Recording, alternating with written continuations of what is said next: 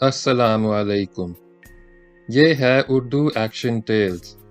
आप सब से गुजारिश है कि इस वीडियो को लाइक और शेयर करें और मेरे चैनल को सब्सक्राइब करें। ये है शौकत सिद्दीकी का सनसनीखेज नावल जांगलूस।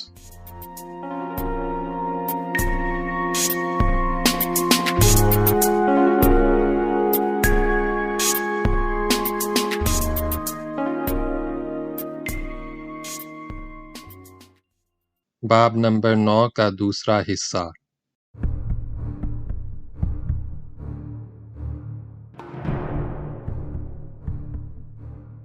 सब मेहमान प्लेजर हाउस में दाखिल हुए और कॉरिडोर से गुजरकर एक कुशादा हॉल में पहुंच गए। सिर्फ सुलेमान और लाली जीने की सीढ़ियां तय करके ऊपर चले गए। बालाई मंजिल पर तवील गुलाम गर्दिश थी। उसके एक तरफ कमरे थे। कमरों के दरवाजे एक सिलसिले से दूर तक चले गए थे। प्लेजर हाउस के तर्ज तामीर से मशरकियत झलकती थी। गुलाम गर्दिश की आराइश में भी मशरकियत का पूरा ख्याल रखा गया था। जगह जगह मेहराबें थीं। उनमें पीतल की मनकश कंदीलें आवेज़ां थीं। कहीं कहीं छत से फानूस लटक रहे थे, मगर रोशनी मध्यम थी। इतनी मध्यम कि गुलाम गर्दिश में चलने वाले परछाइयों के मानिंद धुंधले धुंधले नजर आते। गुलाम गर्दिश में दबीज कालीन का फर्श था। मेहराबों के नीचे हर कोने में जरा ऊंचाई देकर लकड़ी के खुशनुमा तख्ते लगाए गए थे। तख्तों पर छोटे छोटे गमलों में खूबसूरत पौधे थे। उनके करीब कद आमद स्याह और सफ़ेद मुजस्मे नस्ब थे। दीवारों पर दिल फरेब तस्वीर आवेज़ां थीं। उनमें क़ुरून वस्ता के मशरक़ी शबिस्तानों के रूमानी मनाजिर पेश किए गए थे। मुजस्मों की तरह तस्वीर भी हैजान अंगेज़ थीं और जज्बात में तलातम बरपा करती थीं।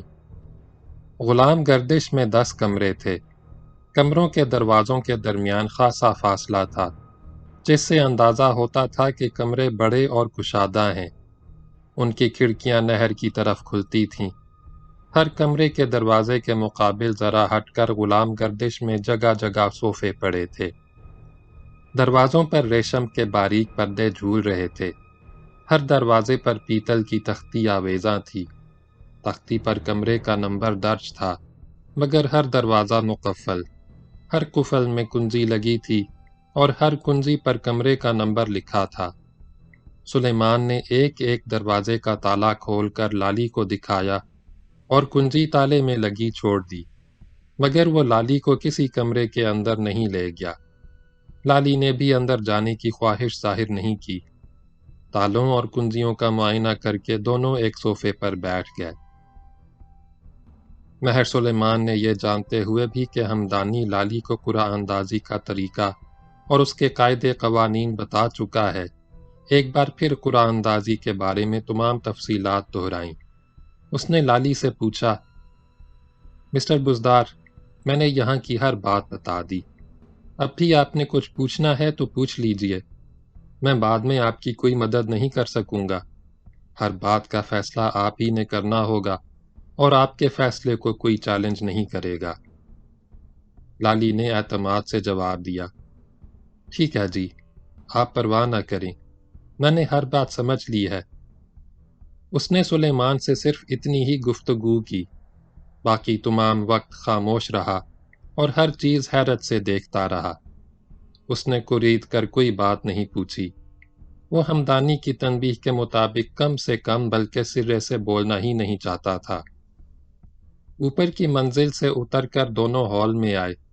सारे मेहमान बेचैनी से उनका इंतज़ार कर रहे थे। हॉल में दाखिल होते ही लाली चुपचाप एक सोफे पर बैठ गया। ज़रा देर बाद सुलेमान बोलने के लिए खड़ा हुआ। ऐन उसी वक्त उसका बूढ़ा मैनेजर हॉल का दरवाज़ा खोलकर अंदर दाखिल हुआ। वो चेहरे मुहरे से खरांट लगता था। मैनेजर दरवाजे के करीब सर झुकाकर अदब से खड़ा हो गया। उसे देखकर महर सुलेमान ने हैरत से पूछा, सुखीरा, तुम यहाँ कैसे आ गए? उसने आहिस्ता से जवाब दिया, सर, मैं जानता हूँ मुझे यहाँ नहीं आना चाहिए, मगर बार बार टेलीफोन आ रहे हैं, बहुत अर्जेंट कॉल्स हैं। مجھے مجبوراً آنا پڑا، یہاں ٹیلی فون بھی نہیں ہے، ورنہ میں فون پر آپ سے کانٹیکٹ کرتا۔ سلیمان نے پریشان ہو کر دریافت کیا، کیسے فون آ رہے ہیں؟ کیوں آ رہے ہیں؟ سکھیرا نے بتایا، سر، کوئی 2 گھنٹے پہلے گیمبر اسٹیشن کے نزدیک 2 ٹرینیں ٹکرا گئی ہیں۔ زبردست حادثہ ہوا ہے، ابھی تک 11 کے مرنے کی اطلاع ہے، زخمی تو بہت سے ہیں، ہر طرف چیخ پکار مچی ہوئی ہے۔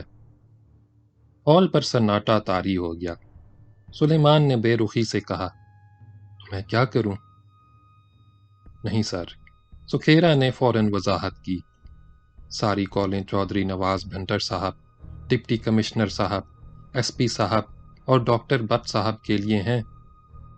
یار سکھیرا، تم اس وقت کہاں کباب میں ہڈی بن کر آ گئے؟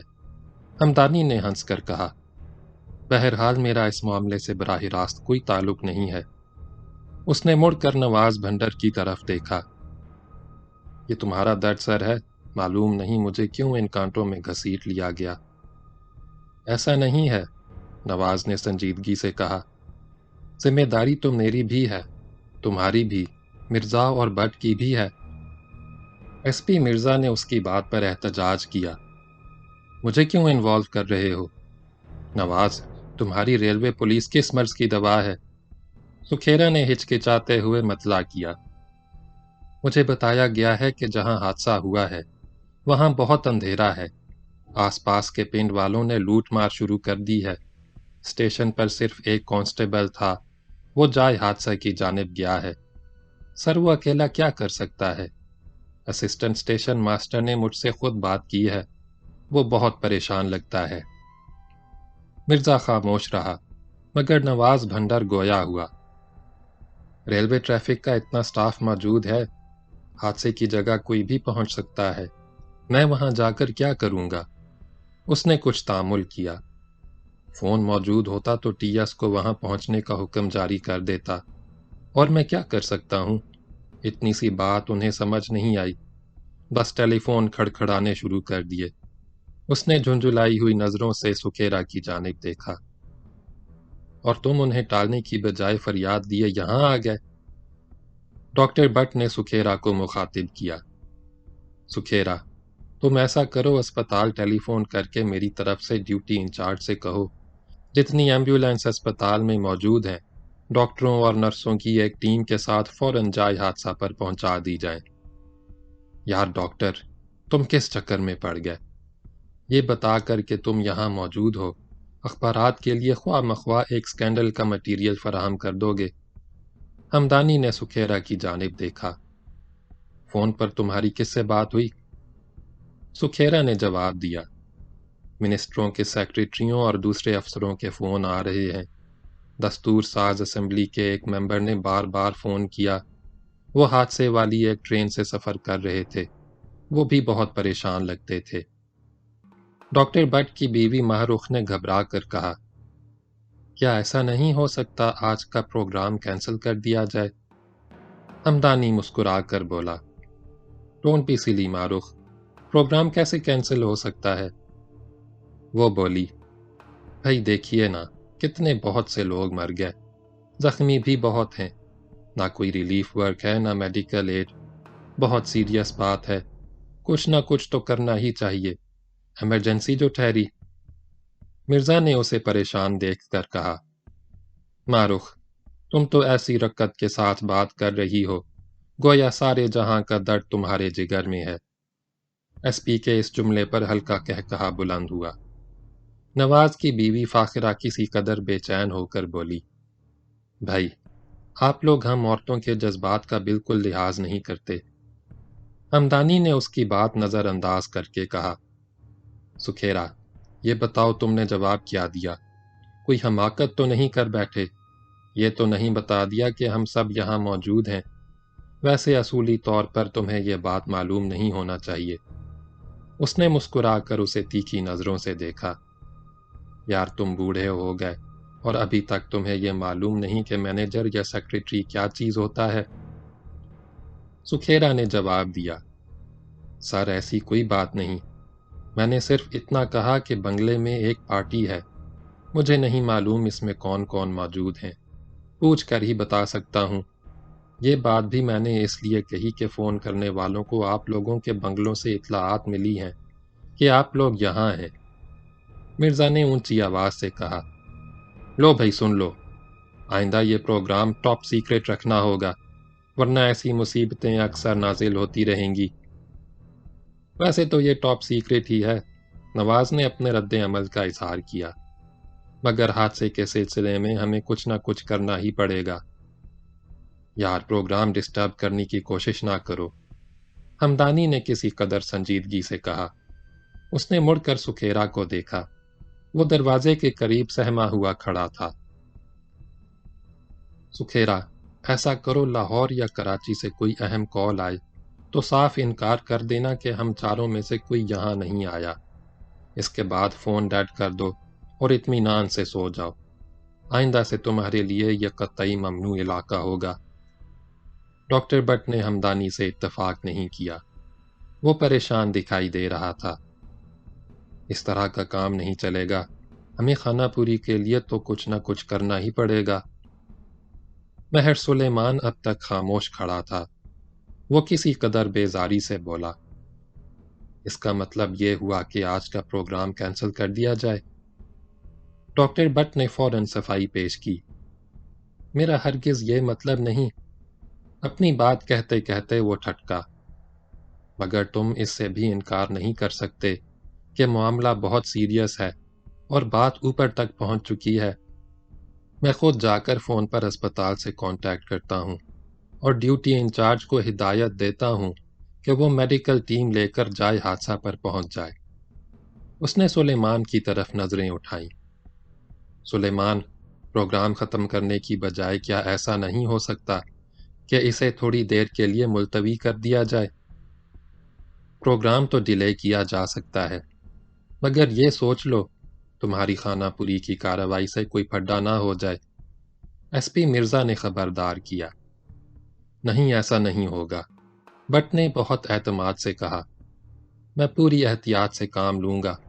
ڈیوٹی انچارج میرے اعتبار کا ڈاکٹر ہے، اس کا ایک کیس بھی میرے پاس تباہ ہوا ہے۔ اس نے چودھری نواز کی جانب رخ کیا، نواز، تمہیں بھی کچھ نہ کچھ کرنا پڑے گا۔ تم ٹیلی فون پر فوراً لاہور سے کانٹیکٹ کرو، کسی ریلوے افسر کی ڈیوٹی لگاؤ کہ وہ ایک ریلیف ٹرین لے کر فوراً حادثے کی جگہ پہنچ جائے۔ اگر اتنا کام ہو جائے تو سمجھ لو نہ صرف ہم دونوں کی بلکہ سب کی ذمہ داری پوری ہو گئی۔ نواز بھنڈر نے ڈاکٹر بٹ کی تجویز سے اتفاق کیا، ہمدانی بھی رضامند ہو گیا۔ مجھے کوئی اعتراض نہیں، مگر پروگرام زیادہ ڈیلے نہیں ہو سکتا۔ سائرہ نے مسکرا کر کہا، میرا خیال ہے یہ ٹھیک ہے۔ اس نے ڈاکٹر بٹ اور نواز کی طرف دیکھا، اب آپ دونوں دیر نہ کیجیے، جلدی سے یہ کام نمٹا کر آ جائیے۔ ڈاکٹر بٹ اور نواز اپنی نشستوں سے اٹھے اور سکھیرا کے ہمراہ ہال سے چلے گئے۔ سلیمان اب تک کھڑا تھا، وہ بیٹھ گیا۔ اس کے برابر شیخ حمید مگوں بیٹھا تھا، وہ بالکل گمسم تھا۔ ریلوے کا حادثہ سرے سے اس کا مسئلہ ہی نہیں تھا۔ وہ بار بار دزدیدہ نگاہوں سے سلیمان کی بیوی راہیلہ کو دیکھ رہا تھا۔ راہیلہ کی سفید بنارسی ساڑی کا پلو ڈھلک کر نیچے گر گیا تھا اور وہ نہایت اشتعال انگیز انداز میں ٹانگ پر ٹانگ رکھے سگریٹ کے کش لگا رہی تھی۔ ہمدانی خمار آلود نظروں سے امینہ کی آنکھوں میں جھانکنے کی کوشش کر رہا تھا، اور امینہ کا شوہر مسعود خاموش بیٹھا آہستہ آہستہ پائپ کے کش لے رہا تھا۔ وہ سب سے الگ تھلگ اور قطعی بے نیاز نظر آ رہا تھا۔ ماہ رخ نے چند لمحوں بعد خاموشی توڑی اور مسعود کو مخاطب کیا، مسعود صاحب، آپ تو ایسے بے نیاز لگ رہے ہیں جیسے حادثے کا آپ پر کوئی ری ایکشن نہیں ہوا۔ مسعود نے ماہ رخ کو نظر بھر کر دیکھا اور ایش ٹرے میں پائپ کی راکھ جھاڑتے ہوئے بولا، میں سوچ رہا تھا کون سی ایسی قیامت آ گئی، 11 افراد ہی تو ہلاک ہوئے ہیں، کچھ اسپتال جاتے جاتے یا اسپتال پہنچ کر مر جائیں گے۔ نوشابہ نے حیرت سے آنکھیں پھاڑ کر کہا، آپ کیسی باتیں کر رہے ہیں؟ آپ کو اتنا کیئرلیس اور بے حس نہیں ہونا چاہیے۔ آپ کا تعلق تو محکمہ آباد کاری سے ہے۔ مسعود مسکرا کر بولا، نوشابہ، تم میری نفسیات نہیں سمجھ سکتی۔ میں برسوں مشرقی بنگال میں رہا ہوں۔ وہاں ہر سال قحط، سیلاب اور سائیکلون سے ہزاروں افراد مر جاتے ہیں۔ کبھی کبھی تو یہ تعداد لاکھوں تک پہنچ جاتی ہے، مگر اس سے کیا فرق پڑتا ہے؟ جتنے لوگ ہر سال مر جاتے ہیں، اس سے کہیں زیادہ بچے پیدا ہو جاتے ہیں۔ یہ موت اور زندگی کا کھیل ہے، ایک جاتا ہے، دوسرا آ جاتا ہے۔ اس کے چہرے پر فلسفیانہ سنجیدگی چھا گئی۔ اس طرح بنگالیوں کی تیزی سے بڑھتی ہوئی آبادی کا مسئلہ کسی حد تک خود بخود حل ہوتا جا رہا ہے۔ مہر سلیمان نے اس کی تائید کرتے ہوئے کہا، آبادی میں اضافہ صرف مشرقی بنگال کا نہیں، اس صوبے کا بھی مسئلہ ہے، بلکہ سچ پوچھو تو یہ انٹرنیشنل مسئلہ ہے۔ میں نے پچھلے دنوں عالمی ادارے صحت کی ایک رپورٹ دیکھی تھی۔ اس میں بتایا گیا ہے کہ موجودہ صدی کے آخر تک دنیا کی آبادی اتنی بڑھ جائے گی کہ شدید غذائی بحران پیدا ہو جائے گا، یہاں تک کہ سمندر کی غذا پر بھی انحصار کرنا پڑے گا۔ اس کے لیے ابھی سے کوششیں شروع کر دی گئی ہیں۔ مسعود نے ہنس کر کہا، سلیمان، تم آج کی بات کر رہے ہو۔ مالتھس نے تو 18ویں صدی کے آخر میں دنیا کو اس خطرے سے خبردار کر دیا تھا۔ وہ تھا تو پادری مگر انگریز تھا اور اکانومسٹ بھی تھا۔ اس نے بڑھتی ہوئی انسانی آبادی اور اس کے لیے ناکافی پیداوار کے پیش نظر جنگیں، وبائی امراض اور ناگہانی آفات ناگزیر قرار دی تھیں۔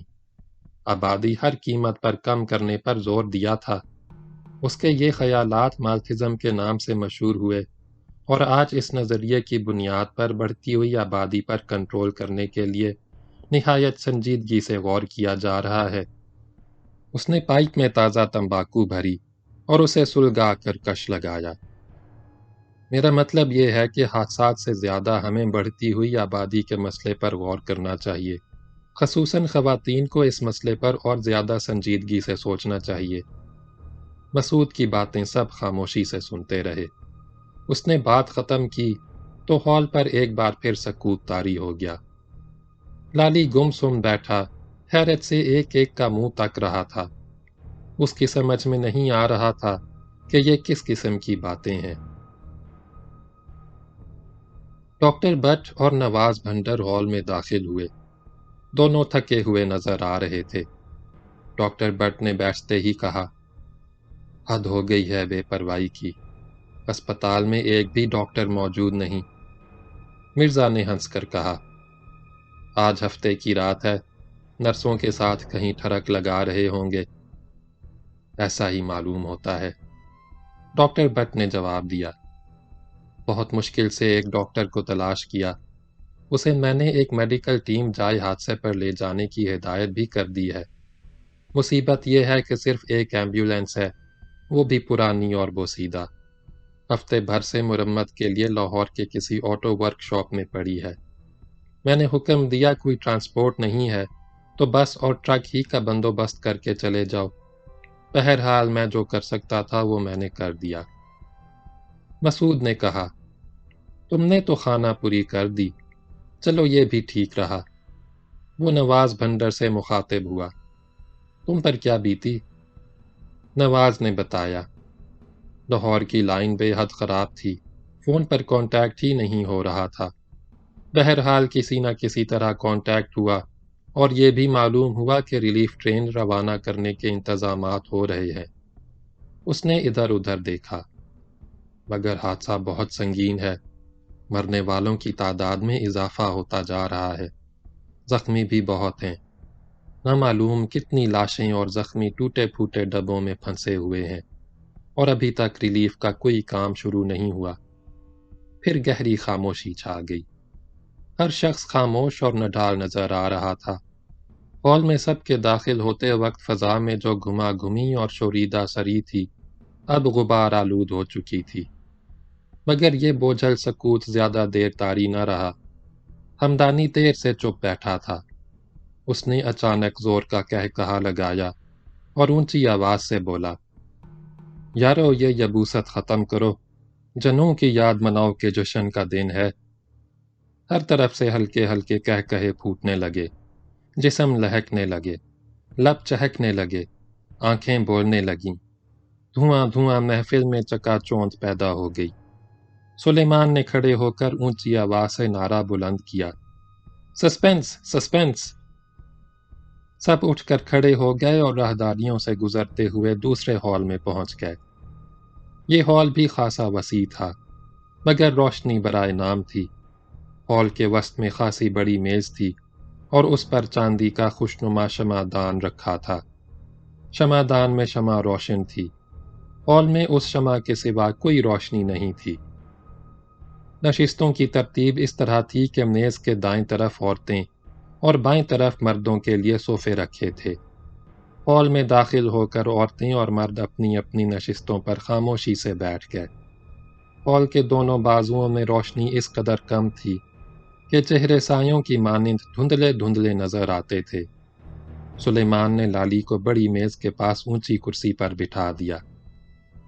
ہال میں چھائے ہوئے گہرے سکوت اور دھیمی دھیمی روشنی نے ماحول پر اسرار بنا دیا تھا۔ لالی سخت پریشان ہوا۔ وہ گہری گہری سانسیں بھر رہا تھا۔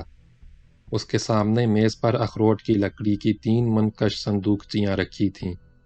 بیچ کی صندوقچی ذرا بڑی اور اونچی تھی۔ ہر صندوقچی میں روپے کے برابر گول گول ٹوکن پڑے تھے۔ دائیں صندوقچی میں جو ٹوکن تھے ان پر عورتوں کے نام اور بائیں صندوقچی کے ٹوکنوں پر مردوں کے نام جلی حروف میں لکھے تھے۔ دونوں صندوقچیوں میں 7 ٹوکن تھے، البتہ درمیان کی صندوقچی میں 10 ٹوکن تھے۔ ان پر 1 سے 10 تک نمبر درج تھے۔ صندوقچیاں کوئی پون فٹ اونچی اور اسی قدر چوڑی تھیں۔ تینوں صندوقچیاں بند تھیں، مگر ہر ایک کے اوپر اتنا بڑا ڈھکنا تھا کہ صرف ایک ہاتھ آسانی سے اندر جا سکتا تھا۔ صندوقچیوں کے قطار کے پیچھے لکڑی کا مختصر ریک تھا۔ اس میں 12 خانے تھے، 6 اوپر اور 6 نیچے۔ خانوں پر 1 سے 10 تک نمبر درج تھے۔ اوپر نیچے 2 خانے ایسے بھی تھے جن پر کوئی نمبر نہیں تھا۔ سب خانے بالکل خالی تھے۔ ریک کے خانوں کا رخ لالی کی جانب تھا۔ پچھلا حصہ اس طرح بند تھا کہ خانے صرف سامنے بیٹھا ہوا امپائر دیکھ سکتا تھا۔ لالی نے قاعدے کے مطابق ہر صندوقچی کھولی، ٹوکن گنے، ان پر لکھے ہوئے نام اور نمبر پڑھے اور جانچ پڑتال کے بعد سب ڈھکنے بند کر دیے۔ اس نے سامنے دیوار پر لگا ہوا کلاک دیکھا۔ 11 بجنے میں چند منٹ باقی تھے۔ وہ چپ چاپ بیٹھا بار بار کلاک دیکھتا رہا، اور بھی بہت سی نگاہیں بے چینی سے کلاک کی جانب اٹھی ہوئی تھیں۔ کلاک نے ٹن ٹن 11 بجائے۔ دلوں کی دھڑکنیں اچانک تیز ہو گئیں۔ ہال کے سکوت میں گہری سانسوں کی سرسراہٹیں ابھرنے لگیں۔ لالی کا دل بھی زور زور سے دھڑکنے لگا۔ اس نے قرآن اندازی کا آغاز کیا۔ کپ کپاتے ہاتھ سے دائیں جانب کی صندوقچی کا بالائی ڈھکنا اٹھایا، اپنا دایاں ہاتھ اندر ڈال کر ایک ٹوکن نکالا۔ شمع کی روشنی میں اسے پڑھا۔ اس پر ماہ رخ کا نام درج تھا۔ لالی نے اونچی آواز سے پکارا، ماہ رخ۔ اس نے ٹوکن ریک کے اوپر والے بے نمبر خانے میں رکھ دیا۔ ماہ رخ اپنی نشست سے اٹھی، آہستہ آہستہ چلتی ہوئی لالی کے قریب آئی اور میز کے پاس عین اس کے سامنے کھڑی ہو گئی۔ لالی نے درمیان کی صندوقچی کا ڈھکنا کھولا۔ ماہ رخ نے اس کے اندر ہاتھ ڈالا، ٹوکن نکال کر لالی کو دیا۔ لالی نے اسے پڑھا۔ اس پر 5 کا ہندسہ درج تھا۔ لالی نے ٹوکن ماہ رخ کو دکھایا اور اسے ریک کے نچلے بے نمبر خانے میں رکھ دیا۔ وہ اٹھا اور ماہ رخ کے ہمراہ ہال سے چلا گیا۔ دونوں سیڑھیاں طے کر کے بالائی منزل پر پہنچ گئے۔ لالی آگے چل رہا تھا، ماہ رخ اس کے پیچھے تھی۔ دونوں بالکل خاموش تھے۔ لالی کمرہ نمبر 5 پر پہنچا۔ کمرہ بند تھا۔ دروازے میں لگی ہوئی کنجی سے اس نے تالا کھولا اور پلٹ کر دیکھا۔ ماہ رخ اس کے بالکل قریب کھڑی تھی۔ باریک کرتے کے پیچھے سے اس کا گورا گورا سینہ جھلک رہا تھا۔ لالی نے اپنے جسم میں ہلکی سی جھرجھری محسوس کی۔ اس نے دروازہ کھولا اور ایک طرف ہٹ کے کھڑا ہو گیا۔ ماہ رخ نے کمرے میں داخل ہوتے وقت لالی کی جانب دیکھا، مسکرائی اور آہستہ سے کہا، شکریہ۔ لالی نے دروازہ بند کیا، تالا لگایا اور کنجی ہاتھ میں لے کر ہال میں واپس آ گیا۔ اپنی نشست پر بیٹھ کر اس نے کنجی ریک کے نمبر 5 خانے میں رکھ دی۔ دائیں طرف رکھی ہوئی صندوقچی میں اس نے پھر ہاتھ ڈال کے ٹوکن نکالا۔ اس پر مہجبیں کا نام درج تھا۔ لالی نے مہجبیں کا نام پکارا۔ وہ میز کے نزدیک پہنچی، بیچ میں رکھی ہوئی صندوقچی کے کھلے ہوئے ڈھکنے کے اندر ہاتھ ڈالا۔ ٹوکن پر نمبر 7 درج تھا۔ لالی نے نام اور نمبر کے ٹوکن ریک کے خانوں میں رکھے اور مہجبیں کو کمرہ نمبر 7 میں پہنچا کر تالا لگا دیا۔ واپسی پر اس نے کنجی نمبر 7 کے خانے میں رکھ دی۔ ماہ رخ کی طرح مہجبیں سے بھی لالی کی کوئی بات نہیں ہوئی۔ قرعہ اندازی میں نوشابہ کا نمبر 10 نکلا۔ لالی اس کے ساتھ ہال سے نکلا۔ دونوں نے زینہ طے کیا اور بالائی منزل پر پہنچ کر غلام گردش میں چلے گئے۔ ایک محراب کے قریب نوشابہ نے رک کر لالی کو خبردار کیا، سنو، کہیں خیر خواہی جتانے کے لیے ہمدانی کو یہ نہ بتا دینا کہ میں اس کمرے میں رہی اور نہ یہ بتانا کہ میرا کمرہ کسے الاٹ ہوا۔ لالی کو اس کی یہ بدگمانی ناگوار گزری۔ کیا سمرہ صاحب سے بھی یہی بات کہی تھی؟ نہیں، نوشابہ نے کسی قدر تیکھے لہجے میں کہا، تم سمرہ صاحب نہیں ہو، وہ ذمہ دار اور قابل اعتماد شخص ہیں، سیشن جج رہ چکے ہیں، اور تم جیل سے بھاگے ہوئے قیدی ہو، عادی مجرم ہو۔ لالی انپائیدی کی ترنگ میں تھا۔ وسکی کے نشے نے بھی اثر دکھایا۔ بے رخی سے بولا، جب یہ پتا تھا میں عادی مجرم ہوں تو… نوشابہ نے اس کی بات کاٹ کر ترشی سے کہا، تمہارا اس طرح بات کرنے کا انداز مجھے بالکل پسند نہیں۔ بی بی جی، میں نے ہاتھ تو نہیں جوڑے تھے کہ مجھے امپائر بناؤ، میں تو خود اس چکر میں پڑنا نہیں چاہتا تھا۔ لالی کے ہونٹوں پر زہر خند تھا۔ یہ میرا نہیں، ہمدانی اور سلیمان کا فیصلہ تھا۔ قسم کا اتنا ہی ڈر تھا تو یہاں آئی کیوں؟ لالی اور زیادہ بے باک ہو گیا۔ اس وقت تو ہاتھ میں ہاتھ ڈال کر خوب بن ٹھن کر چلی آئیں، اور اب… نوشابہ نے لالی کو پوری بات نہیں کہنے دی، تیوری پر بل ڈال کر بولی، کیا کہنا چاہتے ہو تم؟ لالی اس کے بگڑے ہوئے تیور دیکھ کر ڈر گیا۔ اسے فوراً احساس ہوا کہ وہ ڈپٹی کمشنر کی بیوی ہے۔ نرم لہجے میں بولا، میں تو یہ کہنا چاہتا ہوں، صاحب کو پتہ چل گیا تو کیا ہوگا؟ وہ سب ہی کچھ جانتے ہیں، سب کچھ ان کے سامنے ہی ہو رہا ہے۔ ٹھیک ہے، ٹھیک ہے۔ نوشابہ کا لہجہ بھی نرم پڑ گیا، مگر یہاں سے جانے کے بعد ہم ساری باتیں بھول جاتے ہیں، کبھی اس کے بارے میں بات نہیں کرتے۔ دونوں کمرہ نمبر 10 کے قریب کی محراب کے نیچے کھڑے تھے۔ محراب کے کونے میں سیاہ مجسمہ نصب تھا۔ مجسمے میں ایک صحت مند اور جوان عورت کو ایک مرد کی آغوش میں دکھایا گیا تھا۔ عورت مرد کا سہارا لیے لیٹی تھی۔ مرد کی گردن جھکی ہوئی تھی۔ وہ عورت کی جانب دیکھ رہا تھا۔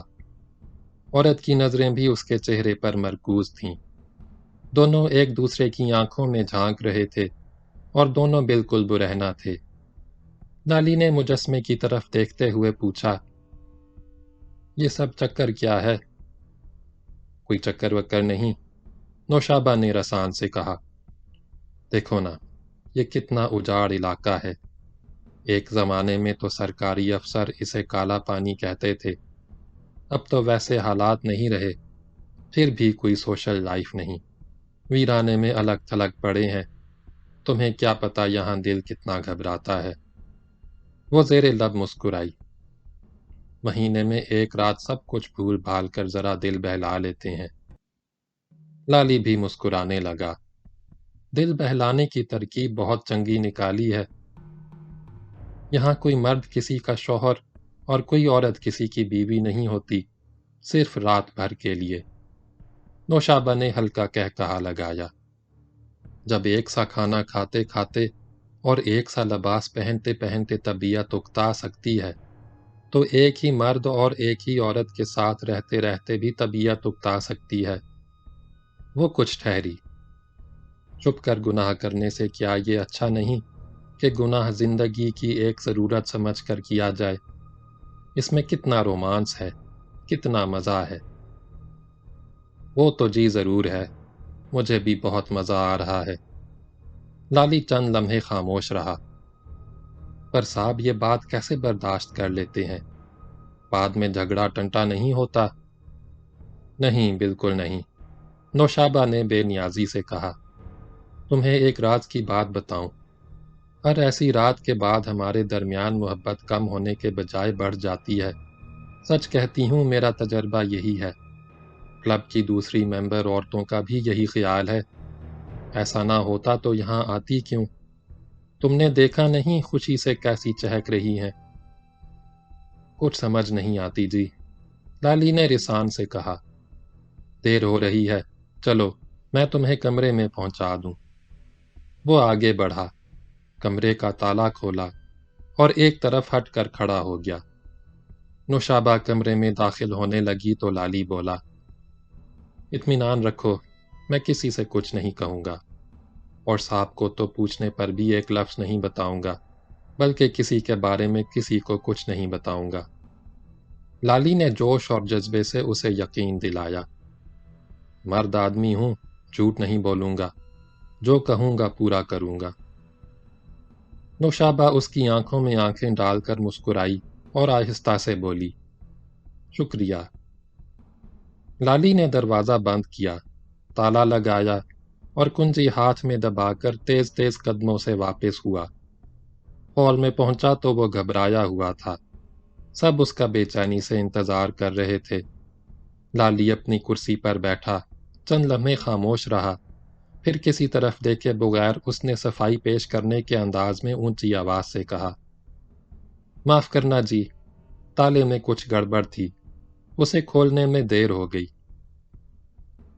اندھیرے میں مہر سلیمان کی آواز ابھری، کوئی بات نہیں، آپ امپائر ہیں جی، آپ کو کوئی معذرت شعذرت کرنے کی ضرورت نہیں۔ لالی چپ چاپ صندوقچیوں سے عورتوں کے نام اور نمبر نکالنے لگا۔ راہیلہ کا نمبر 8، فاخرہ کا 6، امینہ کا 2 اور سائرہ کا 4 نکلا۔ وہ ہر ایک کے ساتھ باری باری بالائی منزل پر گیا، دروازہ کھولا، ہر ایک کو تالا لگا کر کمرے میں بند کیا اور واپس آ کر ہر کمرے کی کنجی اسی نمبر کے خانے میں رکھتا گیا۔ راستے میں کسی سے اس کی بات چیت نہیں ہوئی۔ وہ چپ چاپ جاتا اور خاموشی سے لوٹ آتا۔ البتہ امینہ کے ہمراہ جاتے ہوئے کئی بار اس پر وارفتگی طاری ہوئی۔ وہ نہایت ہی جان انگیز خوشبو لگائے ہوئے تھی۔ آنکھوں سے شراب کا نشہ جھلک رہا تھا۔ بدن کا ایک ایک عضو بولتا تھا، چہکتا تھا۔ وہ تند و تیز شراب سے بھرا ہوا ایسا پیالہ تھی جس میں طوفان امٹتے تھے۔ لالی غلام گردش میں کچھ دور تک امینہ کے آگے آگے چلتا رہا، پھر خود بخود اس کے قدم سست پڑ گئے۔ وہ اس کے ساتھ ساتھ چلنے لگا۔ چلتے چلتے امینہ ایک بار لڑکھڑائی، اس کی ساڑی کا آنچل ڈھلک کر نیچے گر گیا۔ دور تک نشیب میں کھلی ہوئی برہنہ پیٹھ لالی کے سامنے آ گئی۔ لالی تڑپ اٹھا۔ اس نے جھٹ امینہ کا نرم بازو تھام لیا اور اس وارفتگی سے تھاما گویا اب چھوڑے گا نہیں۔ امینہ نے ٹھہر کر اپنا آنچل درست کیا، مدھماتی نظروں سے لالی کو دیکھا، مسکرائی اور اپنا بازو چھڑانے کے لیے آہستہ سے کسمسائی۔ لالی نے اس کا بازو چھوڑ دیا اور اس کے ساتھ ساتھ چلنے لگا۔ اسے ایسا محسوس ہو رہا تھا جیسے وسکی کا نشہ اچانک تیز ہو گیا۔ اس کے قدم دہکنے لگے۔ لالی نے بڑھ کر دروازہ کھولا۔ امینہ نے اندر داخل ہوتے ہوئے نہ لالی سے کوئی بات کی، نہ اس کا شکریہ ادا کیا، صرف خمار آلود نظروں سے لالی کو دیکھا، مسکرائی اور کمرے میں چلی گئی۔ لالی نے گہری سانس بھری، دروازہ بند کیا، تالا لگایا اور پیتل کی تختی پر لکھا ہوا نمبر ذرا دیر تک ٹکٹکی باندھے تکتا رہا۔ کمرے کا نمبر 2 تھا۔ اس کے بند دروازے کے پیچھے ایک دہکتا ہوا شعلہ فیروزاں تھا جس سے لالی اپنی انگلیاں جھلسا چکا تھا۔ امینہ کو کمرے میں مقفل کر کے لالی لوٹا تو اس کے قدم ڈگمگا رہے تھے۔ قرعہ اندازی کا دوسرا مرحلہ شروع ہوا۔ لالی نے 3 خالی کمروں کے ٹوکن بے نمبر خانے میں رکھ دیے۔ ان پر نمبر 1، نمبر 3 اور نمبر 9 درج تھے۔ نمبروں کے باقی 7 ٹوکن اس نے پھر درمیانی صندوقچی میں ڈال دیے۔ اب ہال کا وہ حصہ بالکل خالی تھا جس میں خواتین کی نشستیں تھیں۔ ہال کے دوسرے حصے میں بھی خاموشی تھی، صرف گہری گہری سانسیں سنائی دے رہی تھیں۔ اس حصے میں مردوں کی نشستیں تھیں، ان کی بے قراری سوا نیزے پر تھی۔ وہ بار بار پہلو بدل رہے تھے، کھنکار کھنکار کر گلے صاف کر رہے تھے، مگر کوئی کسی سے بات نہیں کر رہا تھا۔ لالی نے نظریں اٹھا کر کلاک دیکھا۔ 11:30 بجنے میں 2 منٹ باقی تھے۔ 12 بجے تک قرعہ اندازی ختم ہو جانا چاہیے تھی۔ اس کے پاس نصف گھنٹہ تھا۔ اتنے وقت میں پروگرام کے مطابق قرعہ اندازی اطمینان سے بھگتائی جا سکتی تھی۔ لالی خاموش بیٹھا مردوں کی بے چینی اور ذہنی کشمکش سے لطف اٹھاتا رہا۔ اسے یہ بھی معلوم تھا کہ ان کی بے قراری کا علاج صرف اس کے ہاتھ میں ہے۔ یہ ایسی لذت تھی جو اس سے پہلے کبھی اس نے محسوس نہیں کی تھی۔ ہال میں صرف ایک شمع روشن تھی۔ اس کی ہلکی ہلکی کافوری روشنی میں 7 مرد گم سم بیٹھے تھے۔ ان میں بڑے سرکاری افسر بھی تھے جو پورے ضلع کے سیاہ سفید کے مالک تھے۔ ان کے سامنے بڑے بڑوں کے سر جھک جاتے تھے، مگر اس وقت وہ لالی کی نگاہ کرم کے منتظر تھے۔ لالی جیل سے بھاگا ہوا قیدی تھا۔ یہ بات ضلع کے ڈپٹی کمشنر کو معلوم تھی اور ایس پی بھی جانتا تھا، مگر دونوں اس وقت جیل کی کوٹڑیوں کے بجائے پلیجر ہاؤس کے بند کمروں کے بارے میں سوچ رہے تھے اور یہ جاننے کے لیے بے چین تھے کہ ان کی قسمت کی لاٹری میں کیا نکلتا ہے۔ آخر لالی نے بائیں ہاتھ کی صندوقچی کا ڈھکنا کھولا اور مقررہ قاعدے کے مطابق اپنا بایاں ہاتھ اندر ڈال کر ایک ٹوکن نکالا۔ اسے پڑھا۔ ٹوکن پر چودھری نواز بھنڈر کا نام درج تھا۔ لالی نے اونچی آواز سے نام پکارا۔ نواز اندھیرے سے نکلا اور لالی کے سامنے آ کر کھڑا ہو گیا۔ لالی نے درمیانی صندوقچی کا ڈھکنا گھمایا۔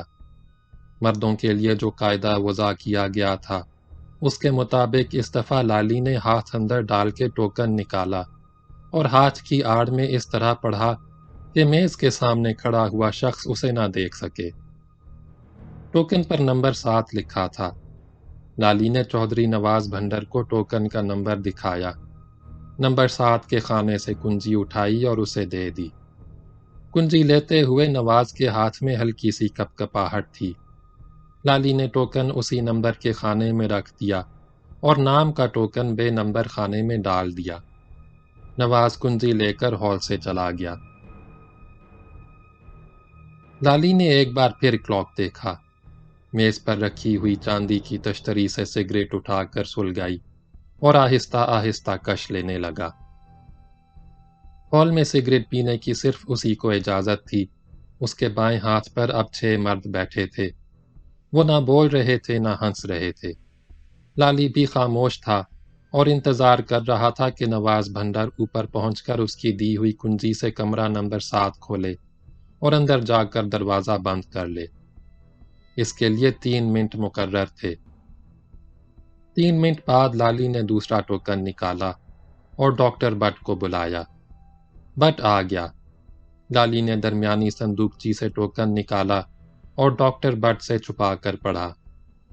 اس پر نمبر 5 لکھا تھا، لیکن یہ اس کی بیوی ماہرخ کے کمرے کا نمبر تھا۔ قاعدے کی روح سے یہ کمرہ اسے الاٹ نہیں ہو سکتا تھا۔ لالی نے ٹوکن پلٹ کر میز پر رکھ دیا۔ ٹوکن کا دوسرا رخ بالکل سادہ تھا۔ لالی نے ڈاکٹر بٹ کی جانب دیکھا۔ وہ مسکرا رہا تھا۔ اسے اندازہ ہو گیا تھا کہ میز پر رکھا ہوا ٹوکن کس عورت کے کمرے کا ہے۔ لالی نے پھر درمیانی صندوقچی میں ہاتھ ڈال کر ٹوکن نکالا۔ اس پر نمبر 4 لکھا تھا۔ یہ مرزا ابو الحسن کی بیوی سائرہ کے کمرے کا نمبر تھا۔ لالی نے ٹوکن ڈاکٹر بٹ کو دکھایا اور ریک کے خانے سے کمرہ نمبر 4 کی کنجی نکال کر اس کے حوالے کر دی۔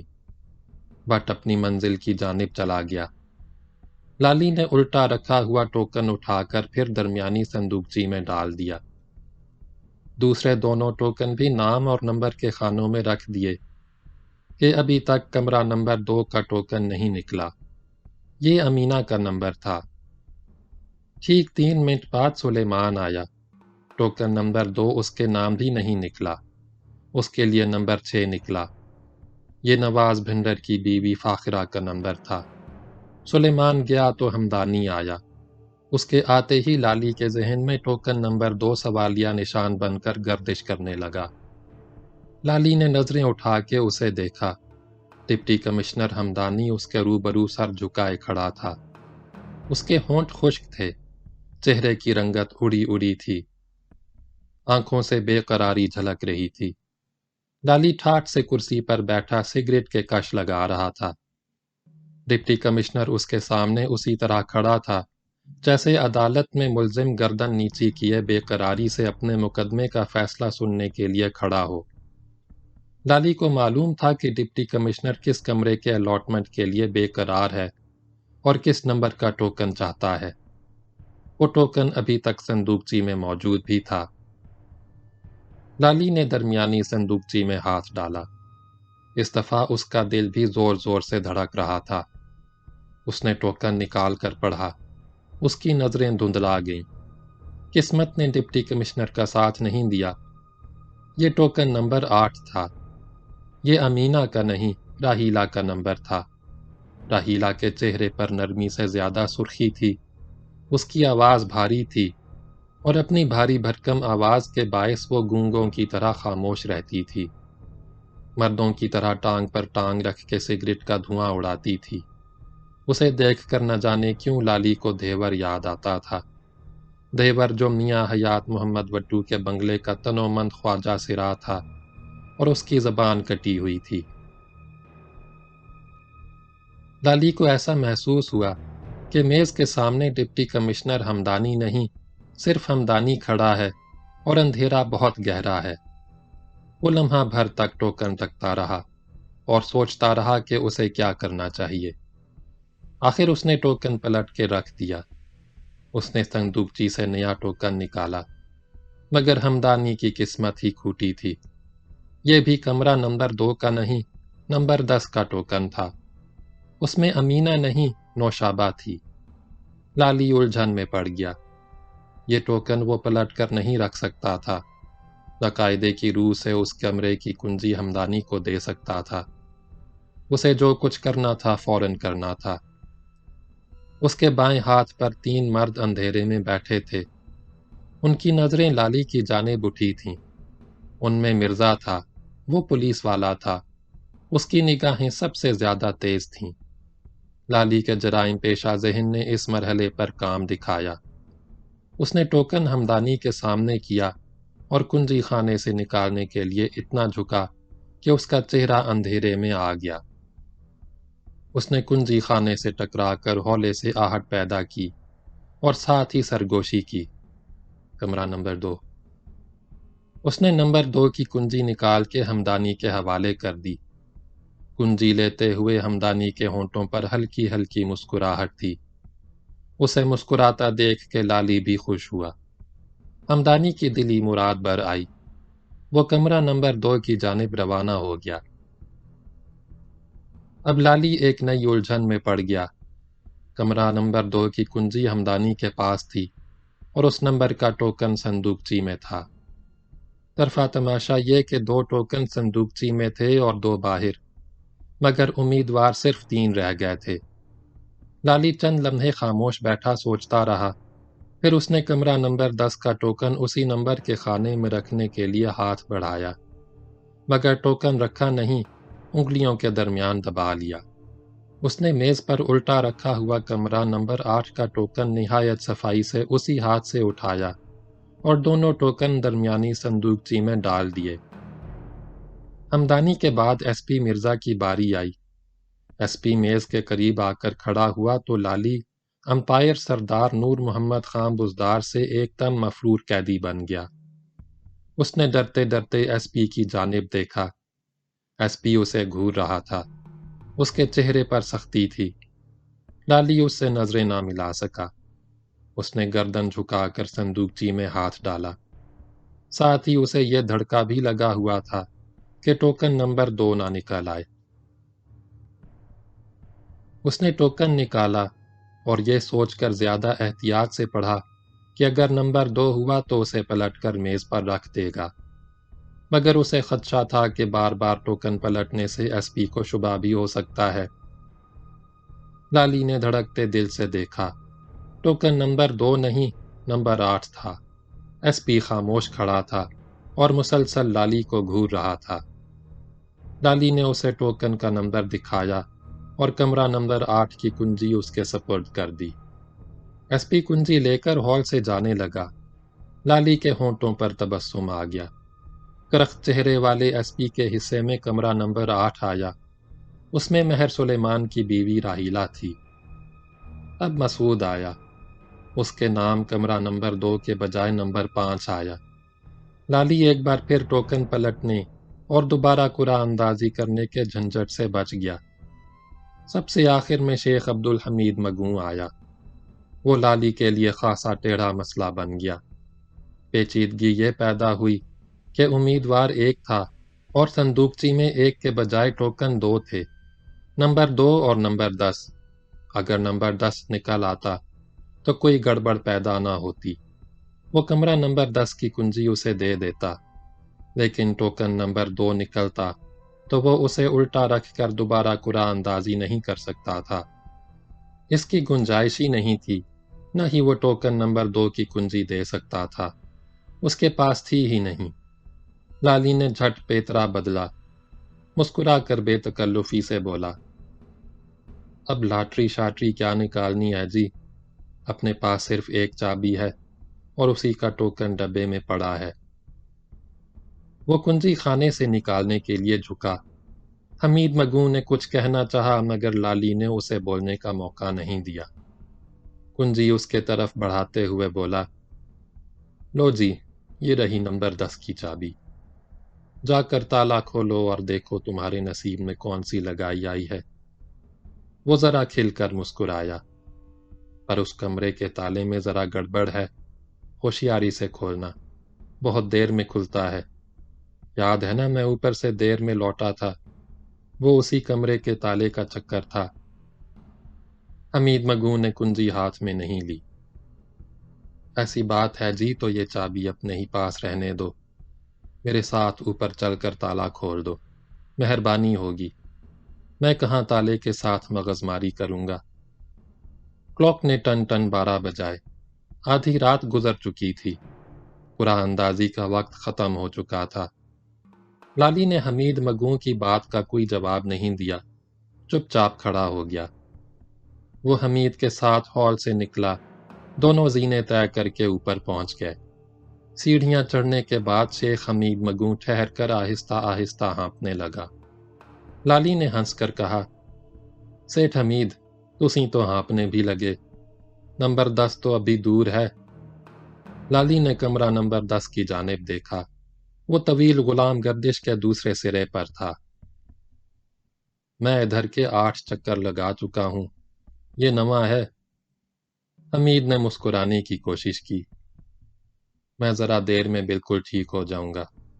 اس نے چوکنا نظروں سے ادھر ادھر دیکھا، لالی کی جانب ذرا سا جھکا، آہستہ سے پوچھا، 10 نمبر میں کون ہے جی؟ میں تو جی اتنا جانتا ہوں، اس میں تمہاری گھر والی نہیں ہے۔ اتنا تو مینو بھی پتا ہے۔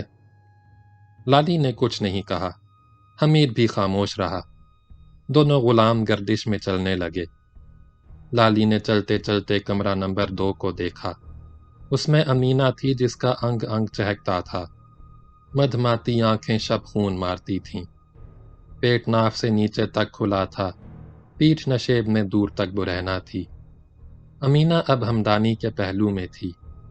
اس کا شوہر محکمہ آباد کاری کا بڑا افسر تھا اور مارکسزم کے نظریے کی بنیاد پر آبادی کم کرنے کا فلسفہ بگاڑتا تھا۔ وہ اس وقت کمرہ نمبر 5 میں ڈاکٹر بٹ کی بیوی محروخ کے ساتھ تھا۔ لالی نے گہری سانس بھری اور آگے بڑھتا گیا۔ حمید مگوں اس کے ساتھ چلتا رہا۔ وہ توند سے پھسلتی ہوئی پتلون بار بار درست کر رہا تھا۔ لالی جس کمرے کے سامنے سے گزرتا، اس کے متعلق سوچتا کہ بند دروازے کے پیچھے کون کس کے ساتھ ہے۔ حمید نے چلتے چلتے ایک بار پھر سرگوشی کی۔ یار، بتاؤ تو صحیح، آج اپنے حصے میں کون آئی ہے؟ لالی نے اس کی بات نظر انداز کر کے دریافت کیا۔ سیٹھ حمید، تم بشیرے کو جانتے ہو؟ جانتا تو ہوں۔ حمید نے مشتبہ نظروں سے لالی کو دیکھا، پر یہ نہیں جانتا کہ وہ دھندا کیا کرتا ہے۔ میں جانتا ہوں، لالی نے مسکرا کر کہا۔ وہ ڈرائیوروں کے ساتھ گھر سے بھاگنے والی کڑیاں برآمد کرنے کا دھندا کرتا ہے۔ سیٹھ حمید مگوں اس کی بات سن کر بہت سٹ پٹا گیا۔ کیا بشیرے نے تم کو یہ بات بھی بتائی تھی؟ اس نے تیکھی نظروں سے لالی کو دیکھا۔ لگتا ہے تم بھی پولیس میں رہ چکے ہو۔ اس نے کچھ رک کے کہا۔ چلو یہ بھی ٹھیک ہی ہوا۔ اس نے کوٹ کی جیب سے نوٹوں سے بھرا ہوا بٹوا نکالا اور اسے کھولتے ہوئے آنکھ ماری۔ کچھ رشوت وشوت لے لو، یہ بتا دو کہ کمرے میں کون ہے۔ ایویں گلا نہ کرو، سیٹھ جو بھی ہوگا تمہارے جوڑ کی ہوگی۔ مگر حمید باز نہ آیا، جلدی سے بولا۔ بات یہ ہے جی، آج کی سسپینس نائٹ کے لیے میں بہت شاندار تحفہ لایا ہوں۔ ہوا یوں کہ سویرے ہی سویرے اپنے شاہ جی آ گئے۔ بہت بڑے بزرگ ہیں، کیا بتاؤں کیا تاثیر ہے ان کی زبان میں۔ سٹے کا بھاؤ جب بھی بتایا ٹھیک ہی نکلا۔ آئے تو دیر تک میرا متھا تکتے رہے۔ کہنے لگے، حمیدے آج تینوں کوئی بہت شاندار چیز ملنے والی ہے۔ وہ زیر لب مسکرایا۔ اب میں یہی خوشخبری تم سے سننا چاہتا ہوں۔ لالی نے کوئی جواب نہیں دیا، خاموشی سے چلتا رہا۔ حمید مگوں کو قرار نہ آیا۔ اتنا تو بتا دو، راہیلا پھائلا تو نہیں ہے؟ پتہ نہیں، وہ بھی ہو سکتی ہے۔ لالی نے اس دفعہ بھی اس کی حوصلہ افزائی نہیں کی، حالانکہ اسے اچھی طرح معلوم تھا کہ نمبر 10 میں نوشابہ ہے، دلکش و دل آرا نوشابہ، جس کی جوانی کافوری شمع کے مانند دھیرے دھیرے پگھل رہی تھی۔ لالی نے نظریں موڑ کر حمید مگوں کو دیکھا۔ اس کا جسم خاصا بے ڈول تھا، ناک نقشہ بھی موٹا موٹا تھا، سر پر بال کم تھے، اندر سے جلد صاف نظر آتی تھی۔ لالی کو نوشابہ پر بڑا ترس آیا۔ وہ اس کے بارے میں سوچتا رہا اور خاموشی سے آگے بڑھتا رہا۔ آخر کمرہ نمبر 10 آ گیا۔ لالی نے کہا، لو جی تمہارا کمرہ آ گیا۔ یہ کہتے ہوئے لالی کمرے کی جانب مڑا، لیکن حمید مگوں اس کے ساتھ نہیں بڑھا۔ وہ دروازے کے سامنے رکھے ہوئے نرم نرم صوفے پر بیٹھ گیا۔ لالی نے پلٹ کر اسے دیکھا۔ حمید نے اشارے سے لالی کو اپنے قریب بلایا۔ لالی اس کے پاس چلا گیا۔ حمید نے کوٹ کی جیب سے چھوٹا سا خوشنما کنٹر نکالا، اس کا ڈھکنا کھولا، مسکرایا، آنکھ مار کے رنڈی بازوں کی طرح بولا، ذرا گرم ہو جاؤں، تم دروازہ کھول کر دیکھو اندر کون ہے۔ اس نے کنٹر منہ سے لگایا اور چند گھونٹ حلق سے نیچے اتار کر کنٹر لالی کی طرف بڑھا دیا۔ بزدار صاحب، تھوڑی سی تم بھی لگا لو، بہت اسپیشل چیز ہے۔ لالی نے انکار نہیں کیا۔ کنٹر اس کے ہاتھ سے لیا اور گٹا گٹ کئی گھونٹ چڑھا گیا۔ بہت تیز شراب تھی، منہ کانوں تک جھنجھنا اٹھا، حلق جلنے لگا۔ لالی نے کنٹر شیخ حمید کو واپس کیا اور آگے بڑھ کے کمرے کے بند دروازے پر پہنچا۔ تالے میں کنجی ڈالی اور چند لمحے تک خواہ مخواہ اسے ادھر ادھر گھماتا رہا۔ آخر اس نے تالا کھول دیا، مڑ کر حمید کو دیکھا۔ حمید کھلا ہوا کنٹر ہاتھ میں دبائے اپنی گول گول آنکھوں سے لالی کو تک رہا تھا۔ لالی کو وہ بالکل الو کا پٹھا نظر آیا۔ اس نے ہاتھ اٹھا کر انتظار کرنے کا اشارہ کیا۔ شیخ حمید مگون بیل کی طرح گردن ہلا کر انتظار کرنے کی حامی بھر لی۔ لالی نے آہستہ سے کمرے کا دروازہ کھولا، اندر گیا اور دروازہ بند کر لیا۔ آگے ایک اور پردہ پڑا تھا۔ لالی نے پردہ سرکا کے اندر جھانکا۔ کمرہ بالکل خالی تھا، وہاں کوئی نہیں تھا۔ کمرے کے ایک کونے میں پیڈسٹل لیمپ روشن تھا، اس کے سرپوش سے گہری سرخ سرخ روشنی پھوٹ رہی تھی۔ دروازوں کے پردے بھی سرخ تھے، فرش کا قالین بھی سرخ تھا۔ کمرے کی ہر چیز سرخ تھی یا لیمپ کی روشنی میں سرخ نظر آ رہی تھی۔ وسط میں جدید طرز کی نہایت نفیس مسحری تھی۔ جھلکتے ہوئے اجلے اجلے بستر پر گلاب کے سرخ سرخ پھول بکھرے تھے۔ مسحری کے سرہانے موتیے اور چمبیلی کے ہار جھول رہے تھے۔ کمرے میں ہر طرف بھینی بھینی خوشبو پھیلی تھی۔ لالی پردہ ہٹا کر کمرے کے اندر پہنچ گیا۔ اسے ایسا محسوس ہوا جیسے حجلہ عروسی میں آ گیا ہو، مگر حجلہ عروسی سے دلہن غائب تھی۔ وہ ہکا بکا ہو کر ادھر ادھر دیکھنے لگا۔ شیخ حمید مگوں کی اسپیشل آہستہ آہستہ رنگ دکھا رہی تھی۔ لالی کی نظروں میں سہانے خوابوں کے دھندل کے منڈلانے لگے۔ چند لمحوں بعد بغلی دروازہ آہستہ سے چرچراتا ہوا کھلا۔ نوشابہ دروازے سے مسکراتی ہوئی نکلی۔ اس کے گلے میں تازہ پھولوں کا گجرا تھا، ہاتھ میں بھی گجرا لٹک رہا تھا۔ اس کا تابناک گلابی چہرہ دیکھ کر معلوم ہوتا تھا کہ اس نے ابھی ابھی میک اپ کیا ہے۔ آنکھوں میں گہرا کاجل، ہونٹوں پر سرخی، پشت پر مہکتا جوڑا، جوڑے میں موتیے کی کلیوں کا ہار گندھا ہوا اور پیشانی پر کم کمے کے مانند بڑی سی جگمگاتی بندیا۔ وہ جنوبی ہند کے قدیم مندروں میں رقص کرنے والی دیوداسیوں جیسا لباس پہنے ہوئے تھی۔ سینے پر کلاپتوں کے جھلملاتے دائرے بناتی مختصر چولی تھی۔ ناف سے نیچے بندھی ہوئی زربفت کی گہری نارنجی ساڑی۔ ساڑی کا ایک پلو لانگ لگا کر پیچھے اڑس لیا گیا تھا، دوسرا پلو پٹکے کی طرح آگے جھول رہا تھا۔ اس لباس میں اس کی دونوں ٹانگیں گھٹنوں سے اوپر تک کھلی ہوئی تھیں۔ چولی کے سوا اوپر کا دھڑ بالکل برہنہ تھا، دونوں ہاتھ بھی برہنہ تھے، ان پر صرف پھولوں کے بازو بند تھے۔ کانوں میں چمپا کے اجلے اجلے پھول تھے۔ نوشابہ کی یہ سج دھج دیکھ کر لالی کی آنکھوں میں چکا چوند پیدا ہو گئی۔ دل زور زور سے دھڑکنے لگا، سانس تیز ہو گئی۔ لالی کو دیکھتے ہی نوشابہ کے ہونٹوں پر بکھری ہوئی مسکراہٹ بجھ گئی۔ اس نے گھبرائے ہوئے لہجے میں کہا، تم یہاں کیسے آ گئے؟ لالی مسکرانے لگا، بس آ گیا جی۔ وہ غصے سے تیوری پر بل ڈال کر بولی، کیا مطلب؟ لالی مسکراتا رہا، مطلب یہ کہ جی یہ کمرہ مجھے الاٹ ہو گیا ہے۔ اش، وہ جھنجھلا کر بولی، تمہارا دماغ تو خراب نہیں ہو گیا؟ اس میں دماغ خراب ہونے کی کون سی بات ہے؟ اس نے نوشابہ کی آنکھوں میں آنکھیں ڈال کر ڈھٹائی سے کہا، یہ امپائر کا فیصلہ ہے، اور اتنا تو تسی جانتی ہو کہ امپائر کے فیصلے کو کوئی چیلنج نہیں کر سکتا۔ بکواس بند کرو اور فوراً کمرے سے نکل جاؤ۔ لالی ڈھیٹ بنا کھڑا رہا۔ وہ چند لمحوں تک اسے گھورتی رہی، پھر اس نے تیکھے لہجے میں کہا، تم چاہتے کیا ہو؟ جانا وانا کیا ہے جی؟ لالی بچوں کی طرح مچل گیا، یہ کمرہ مجھے کیوں الاٹ نہیں ہو سکتا؟ اس نے مسکرا کر نوشابہ کو چھیڑنے کے لیے جھوٹ بولا، اپنی بھی گھر والی ہے، 3 بچے ہیں، میرا مطلب ہے۔ وہ اس کی بات کاٹ کر بولی، میں تمہارا مطلب خوب سمجھتی ہوں۔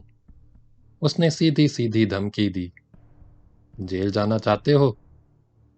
لالی مروب نہیں ہوا، اڑیل ٹٹو کی طرح اڑا رہا، جیل تو جانا ہی ہے، پہلے بھی 3 بار جا چکا ہوں، 4تھی بار تم بھجوا دو، چلو اس دفعہ تمہارے نام پر جیل کاٹ لوں گا۔ نوشابہ چند لمحے خاموش کھڑی رہی، پھر اس نے ذرا نرم لہجے میں لالی کو سمجھانے کی کوشش کی۔ دیکھو، ضد مت کرو، اس کھیل میں تم شریک نہیں ہو سکتے، اس کا ایک مقررہ قاعدہ اور مقررہ قانون ہے۔ لالی نے جل کر طنز کیا۔ قاعدہ تو میں نے پوری طرح دیکھ لیا، رہ گیا قانون تو ساتھ والے کمروں میں قانون کے رکھوالے خود قانون کی ایسی تیسی کر رہے ہیں۔ آج اتفاق سے وہ نہیں ہے جو کبھی انصاف کے ترازو میں قانون تولا کرتے تھے، اندھیرے حال میں بیٹھ کر قانون کی ایسی تیسی کرنے والوں کے لیے لاٹری نکالتے تھے۔ غلط کہہ رہا ہوں؟ نوشابہ نے زبان سے ایک لفظ نہ نکالا، دھیرے دھیرے مسحری کے قریب گئی اور سرہانے کی طرف پیر لٹکا کر بیٹھ گئی۔ اس نے تیکھی نظروں سے لالی کو دیکھا اور گردن کو ذرا سا خم دے کر بولی، میں یہ جاننا چاہتی ہوں کہ تمہیں یہاں آنے کی جرأت کیسے ہوئی؟ تم اس نے غصے سے دانت پیسے، آگے کچھ نہ کہہ سکی۔ لالی اس کا غصہ نظر انداز کر کے بولا، میں اتنا بدصورت تو نہیں ہوں، یہاں مجھ سے بھی زیادہ بدصورت بندے موجود ہیں، ایک تو باہر ہی بیٹھا ہے۔ یہ تمہارے سوچنے کی بات نہیں، میں سب کو جانتی ہوں، انہیں منتخب کرنے والوں میں کلب کی دوسری ممبر عورتوں کے ساتھ میں بھی شریک تھی۔ اس کے لہجے میں ٹھہراؤ آ گیا۔ اگر سارے مرد اور ساری عورتیں خوبصورت ہی ہوتیں تو پھر قرعہ اندازی کیوں ہوتی؟ اس کھیل میں کوئی رومانس نہ ہوتا، کوئی بے قراری، کوئی سسپنس نہ ہوتا، مگر تم یہ باتیں نہیں سمجھ سکتے، سمجھنا چاہتا بھی نہیں۔ نوشابہ نے اسے قہر آلود نظروں سے گھورا۔ تم جاؤ گے نہیں یہاں سے؟ شیخ حمید مگوں کی شراب دو آشنا کا تندو تیز نشہ کام کرتا رہا۔ لالی اور بے پاک ہو گیا۔ ارادہ تو نہیں ہے، یہ لال لال روشنی، یہ مہکتے پھول، یہ بھینی بھینی خوشبو، اور تمہاری تو بات ہی کیا ہے، ایسے لشکارے مارتی البیلی کہاں نظر آتی ہے۔ اس کی آنکھیں اس طرح جھلملانے لگیں جیسے شیشہ ٹوٹ کر بکھر جائے۔ یہاں آ کر بھی کوئی واپس جا سکتا ہے؟ اس نے ہاتھ میں دبی ہوئی کنجی دکھاتے ہوئے کہا۔ کمرے کی چابی تو اپنے ہی پاس ہے نا؟ تم سمجھتے ہو میں یہاں اکیلی ہوں اور کمرے کا دروازہ بند ہے؟ نوشابہ نے غصے سے آنکھیں نکال کر خبردار کیا۔ تم نرے احمق ہو، الو ہو۔ اس نے ہاتھ بڑھایا اور مسحری کے سرہانے لگا ہوا سوئچ دکھاتے ہوئے بولی، یہ سوئچ دیکھ رہے ہو؟ اسے دباتے ہی خطرے کا الارم بجنے لگے گا، ذرا دیر میں کمرے کا دروازہ بھی ڈپلیکیٹ چابی سے کھل جائے گا اور تم پکڑ لیے جاؤ گے، مگر تم جیل نہیں جاؤ گے۔ یہ جو نیچے نہر بہہ رہی ہے، تمہاری لاش ٹکڑے ٹکڑے کر کے اس کے کنارے دبا دی جائے گی، کسی کو خبر بھی نہ ہوگی کہ ایک مفرور قیدی کا کیا حشر ہوا۔ تم جانتے ہو اس ضلع کی حکومت ساتھ والے کمرے میں موجود ہے، تم یہ بھی جانتے ہو اس ضلع کا سب سے بڑا حاکم ڈپٹی کمشنر ہے اور میں اس کی بیوی ہوں۔ وہ کیا کرے گا؟ لالی بدستور مسکراتا رہا۔ وہ تو خود کسی دوسرے کی گھر والی کو لیے بیٹھا ہے، پر میں یہ نہیں بتاؤں گا کہ وہ کون ہے۔ میں یہ بات تم سے پوچھنا بھی نہیں چاہتی۔ اس نے سوئچ پر انگلی رکھ دی۔ میں تم سے صرف یہ پوچھنا چاہتی ہوں کہ دبا دوں یہ سوئچ؟ بولو کیا کہتے ہو؟ نشے کا زوردار ریلا آیا۔ لالی اس ریلے میں بہہ گیا۔ اس نے نشے سے جھوم کر نوشابہ کا چہرہ غور سے دیکھا۔ دبا دو، موت اسی طرح آنی ہے تو یوں ہی سے ہی۔ وہ کھل کھلا کر ہنسا۔ پر ایک شرط ہے، تم اپنے سونے سونے ہاتھوں سے میرے ٹوٹے کرنا۔ ہائے بھی نہیں کروں گا۔ وہ جل کر بولی، کمبخت، تو میرا عاشق کب سے بن گیا؟ یہ بھی کوئی پوچھنے کی گل ہے؟ لالی نے اسے آنکھوں میں آنکھیں ڈال کر کہا، یہ اتنا بہت سا سنگھار تم نے کس کے لیے کیا ہے؟ وہ میں کیوں نہیں ہو سکتا؟ وہ آہستہ آہستہ نوشابہ کی جانب بڑھنے لگا۔ اس کی آنکھوں میں شعلے لپک رہے تھے، چہرے پر وحشت طاری تھی۔ नौशाबा ने उसे आगे बढ़ते देखा तो जोर से डांटा। रुक जाओ। लाली उसकी डांट सुनकर चौंक पड़ा, झिझक कर खड़ा हो गया। नौशाबा ने तिल मिलाकर कहा, क्या तुम ये चाहते हो मैं ये सिंगार नोच कर फेंक दूं? वो उठकर खड़ी हो गई। लो ये भी देख लो। उसने गर्दन में पड़ा हुआ गजरा पकड़ा और गुस्से से झटका देकर तोड़ डाला। गजरे के फूल दूर तक बिखर गए। नौशाबा ने फर्श पर पड़े हुए फूल मसलते हुए बाजू बंद की जानिब हाथ बढ़ाया। लाली ये वार झील ना सका, घबरा के बोला, ना ना ऐसा ना करो। नौशाबा का हाथ रुक गया। उसने खूंखार नजरों से लाली को देखा। अगर तुम ये नहीं चाहते तो फौरन कमरे से निकल जाओ। नाराज क्यों होती हो? इस दफा लाली ने बुझे हुए लहजे में कहा। तुम कहती हो तो चला जाऊंगा। वो झींप के मुड़ा, फिर ठटका। जाने से पहले इतना जरूर पूछूंगा, क्या मैं सिर्फ इसलिए तुम्हारे इस नाटक में शरीक नहीं हो सकता कि मैं छोटा और गरीब बंदा हूं? उसके चेहरे पर दुख का हल्का सा साया फैल गया। ये भी एक वजह हो सकती है। नौशाबा ने साफ गोई से काम लिया। मगर और भी बहुत सी बातें हैं जिन्हें तुम नहीं जानते। वो जरा रुकी। यूं समझ लो कि ये चंद शादीशुदा मर्दों और औरतों का खुफिया क्लब है। इसका नाम पोलिलिसियन क्लब है। ये क्या नाम हुआ जी? वो बेजारी से बोली। क्या करोगे जानकर? तुम कभी इस क्लब के मेंबर नहीं बन सकते। ये तो मैं भी जानता हूं, पर जब बताया है तो ये गल भी बता दो। नौशाबा आहिस्ता आहिस्ता बताने लगी। पोलिलिसीन जनूबी समंदरों के इलाके पोलिनीसिया के बाशिंदों को कहते हैं। उनमें मुख्तलिफ कबाइल हैं। तकरीबन 350 जजीरों में सदियों से आबाद हैं। इन जजीरों में न्यूजीलैंड, एलिस्ट्राईलैंड, हवाई और ताहिती भी शामिल हैं। पोलिनीसियों के नज़दीक औरत और मर्द के जिनसी ताल्लुकात ऐसी ही आम बात है जैसे खाना खाना, पानी पीना। कोई भी औरत जब चाहे किसी भी मर्द से ताल्लुकात कायम कर सकती है, शादी से पहले भी और शादी के बाद भी। गाने, रक्स करने, तैराकी और मछली का शिकार करने की तरह वो इसे भी तफरीह या खेल समझते हैं। बल्कि ताड़ और नारियल के कुंज में बाज़ औरतें घर बनाकर रहती हैं और जो मर्द उन्हें पसंद आ जाता है उसके साथ जब तक जी चाहता है रहती हैं। ऐसे घर प्लेजर हाउस कहलाते हैं। मगर अब ये बातें रफ्ता रफ्ता ख़त्म हो रही हैं। वहाँ ख़त्म हो रही हैं और यहाँ शुरू हो रही हैं। ये बात नहीं, नौशाबा ने लाली का तंज नज़रअंदाज करते हुए कहा। तुम महर सुलेमान से तो मिल ही चुके हो। दूसरी जंग अजीम में वो रॉयल इंडियन नेवी में अफसर थे। जंग के दौरान उनका जहाज़ जापानी एयरफोर्स के हमलों से भागकर जज़ायर मार्क्वेस के साहिलों पर लंगर अंदाज हो गया था। ये जज़ायर भी पोलिनीसिया का हिस्सा हैं। सुलेमान वहाँ 2 हफ्ते तक पोलिनीसियन बाशिंदों के साथ ठहरे रहे। सच पूछो तो ये क्लब उन्होंने ही कायम किया है। इसका नाम पोलिनीसियन क्लब और इस इमारत का नाम प्लेजर हाउस रखा। शुरू में 4 जोड़े इसके मेंबर थे, अब 8 हैं। इन्हें सब ने मिलकर मुंतखब किया है। सभी ने मिलजुल कर इस क्लब के असूल और कायदे बनाए हैं। राजदारी का बाकायदा शगफ उठाया है। उसने चंद लम्हे तवक्कुफ किया। वैसे तो मेज़बान राहीला है, मगर हर मेंबर 500 रुपए महीना चंदा देता है। मेंबरशिप की फ़ीस 2000 रुपए है। वो माहाना चंदे से अलग है।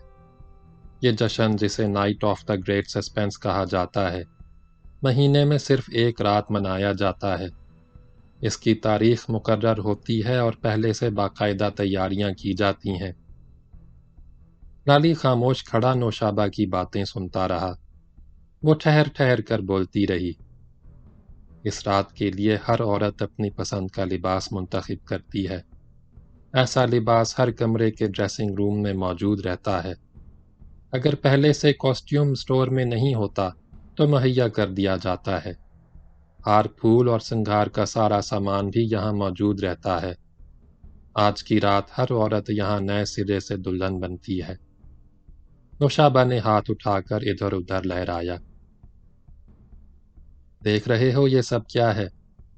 کیا تمہیں یہ پہلی رات کی دلہن کا کمرہ نظر نہیں آتا؟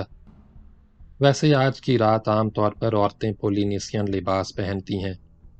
یہ لباس باریک جھالر نما ہوتا ہے اور کمر سے گھٹنوں تک ہوتا ہے، سینہ بالکل کھلا ہوتا ہے۔ مگر میں نے اپنے لیے آج مختلف لباس چنا تھا۔ وہ کسی قدر افسردہ ہو گئی، دل گرفتہ ہو کر بولی، تم بڑے سنگ دل ہو۔ تم نے آج کی رات کا سارا حسن، سارا سہاگ اجاڑ دیا، میری ساری امنگیں، سارے ولولے خاک میں ملا دیے۔ تمہیں ایسا نہیں کرنا چاہیے تھا۔ میری خوشیاں چھین کر تمہیں کیا ملا؟ لالی اس کی باتوں سے متاثر ہو کر صفائی پیش کرنے لگا۔ بات یہ ہے جی، مجھے تم پر بڑا ترس آیا۔ تسی اتنی سونی ہو، اتنی کہ میں کیا بتاؤں۔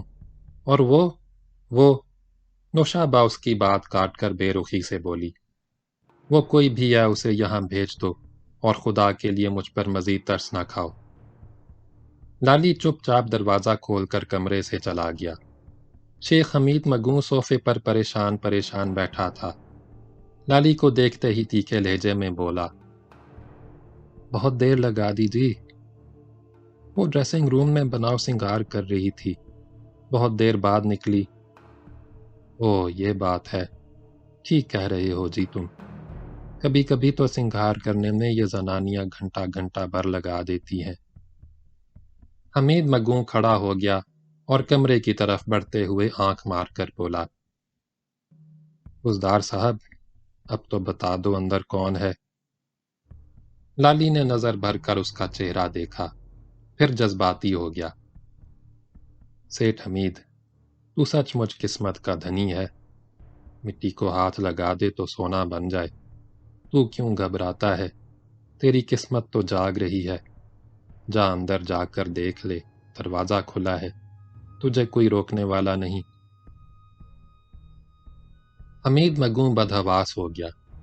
شراب کا خالی کنٹر لالی کے ہاتھ میں تھما کے تیزی سے آگے بڑھا اور دروازہ کھول کر اندر چلا گیا۔ لالی خوابناک نظروں سے چپ چاپ دروازہ تکتا رہا۔ چند لمحوں بعد دروازہ آہستہ سے بند ہو گیا۔